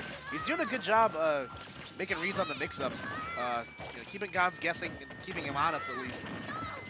I'm actually curious if Fox actually has good enough out of shield options to be able to punish stuff like up air on shield because of how like huge that move is and how much shield damage it does. If you space it correctly, oh. Dude, hello, nurse. I feel like if Ness spaces the up air correctly, he should be safe for the most part. Because I know up tilt And comes in out on front like of frame 3 or something crazy like that. So like, Fox's up tilt? yeah. Yeah, if I feel like if it's behind him, probably up tilt might catch it. Okay, there Yeah, we go. see, there's the frame trap right there. Like, what do you That's do? so good. Yeah, it's really good. Devin. I actually read that text in Devin's voice. And whenever I hear Devin, because both Devins now live in New York, I always think of Yeah. like the Devin Ooh. or HBA. Devin. Yeah. Now Devin 3000 is quite the homie. So the kill stage is gonna even things up with that jab to up smash. Oh Yep. Yo, Cassius, what's up, bro? Oh wait. Yeah, Gandhi did like fair to regrab. Oh no! Okay, he's no. fine. I forgot Firefox is like incredibly good. Unlike the browser, the move Firefox, incredibly good in this game. Shots? Callouts? Alright. Oh, yep. Wow. Sage just literally has to go through Vietnam to get back to the stage right there. That was incredible. God, I have flashbacks Yep. looking at that. And Desk Village, unfortunately, gonna lose that game right there. Again, that's exactly the situation he didn't want to get stuck in. So, Yeah. so Gon's putting a hurt on him. Where, like I said, man, Survival. like when you get hit by one without a jump, it's already impossible. When you get hit by two, it's just like, bro, what do I do? Yeah, I So- know. Oh, okay. I know Gandhi hates this. The Cloud Sage? I thought he might see Mewtwo, because I know Sage does have a Mewtwo. Is that correct? Yeah, I know he has. They're begging Gons to do a Cloud Ditto, but No, I the think. fun fact about Gons is that Gons, and he's even admitted it to himself, his brain is only programmed to play Ness. Yeah. So like he'll try to play like other characters the way he plays Ness, like trying to air dodge into like the ground and stuff like that, or like try to like you land with aerials and try to like A cancel it. It's actually hysterical.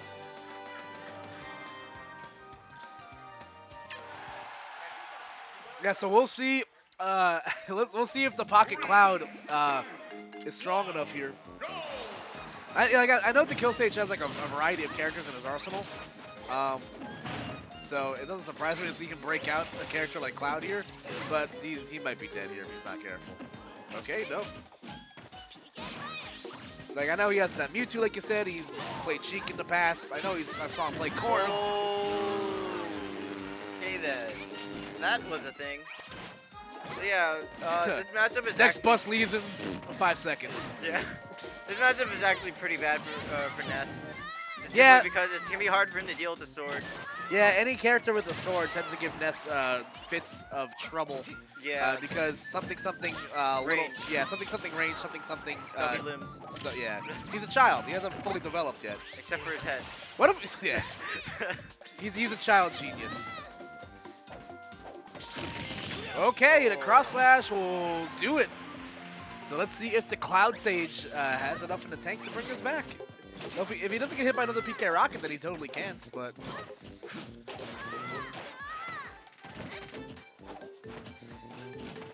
Oh, that I felt like you were getting grabbed there. But it's Yep. very scary. Oh, okay. What, bro? That was- You heard that too? And there we go, ladies and gentlemen. Rage is just in the background. No one was talking. Rage is like, he You got just bodied. got, yeah, he did get kind of bodied. Yeah, there. that last I don't know if game, he did that on purpose or, a little or bit what, of a body but bag. Little. yeah, and Gonzalez takes the 3-0. Again, Sage showed improvement. He definitely played the matchup a lot better than the last time I personally saw him play it, which was at, I think it was at the second anomaly, I believe. But yeah, he sucks, mans. But you know, I know Sage is such a Yeah. hard worker, and he's gonna go back and he's gonna watch these VODs at 3 in the morning. And East Coast, you know what time that means. Anybody, I'm sure I'll tell you about that definitely when you're older. Oh boy, 3 a.m. F New York. FNJ. The camera sliding around or scaring you. Sorry, man. Like, listen. Does this scare you? Sorry, emergency earthquake. So anyway, guys, that is going to be Hitbox Arena Smash 4 Wars big number. I actually don't remember specifically off the top of my head. 141. If you're right, I'm going to be very... Dan, nice, Oh, good job. Oh, let's go. I'll buy you lunch at SmashCon. Really? Maybe not. Oh. But again, to recap for today, ladies and gentlemen, The Great Gonzalez in first place. Critical Reaction to Killsage in second. And New York Made TV. Bankai. Not Bankai, like Johnny says, like an ignorant white person. Peace. See you this weekend. Do you have anything to say to your fans? Gon says no. Okay, Gon. Look, there, hi, Gon. Say hi. Hi, and money match. Okay. Gon wants all of you to money match him at Smash. I'm gonna kick your ass in Mario Party this weekend. Okay. Bye, Gons. Bye. Yeah. So I forget. Yeah, we're gonna be at SmashCon. Yeah. I'm not commentating, so expect to see me at the nearest anime booth that they have there. I will buy everything and anything. Because I am a piece of poop. But yeah. Piece of weeaboo. Yeah. Pretty much. But again, hopefully we see the New York guys come out more often. Yeah, we worked out some kind of carpool system to where I'll pick them up and then someone can take them back and yada yada yada. Because I like to see the healthy faces come through. So, Yeah, I love seeing like our NY scene and like our NJ scene like Yeah. sort of mix and mingle together. yeah, making friends. Friendship. Anyway, guys, I'm gonna try to play some. Oh, yo, we're chilling. Oh yeah, hell yeah. Yo, okay, so remind me this weekend. There's this barbecue place right next to the venue. God, like, we all have to go. Like, everybody's gonna fucking cry. Alright. I have to use my non-esports language, but we're gonna have fun this weekend. Anyway, guys, that has been it for Smash Forwards. We're gonna turn off the stream, hang out a little bit once again. We do these every Tuesday. Coming through the Tipbox Arena. We're sponsored by Vaporite, all that fun stuff. I am Koopa. And I am Air Gordon. Have yourselves a wonderful night, folks. Hi. 3 a.m. Oh boy, 3 a.m.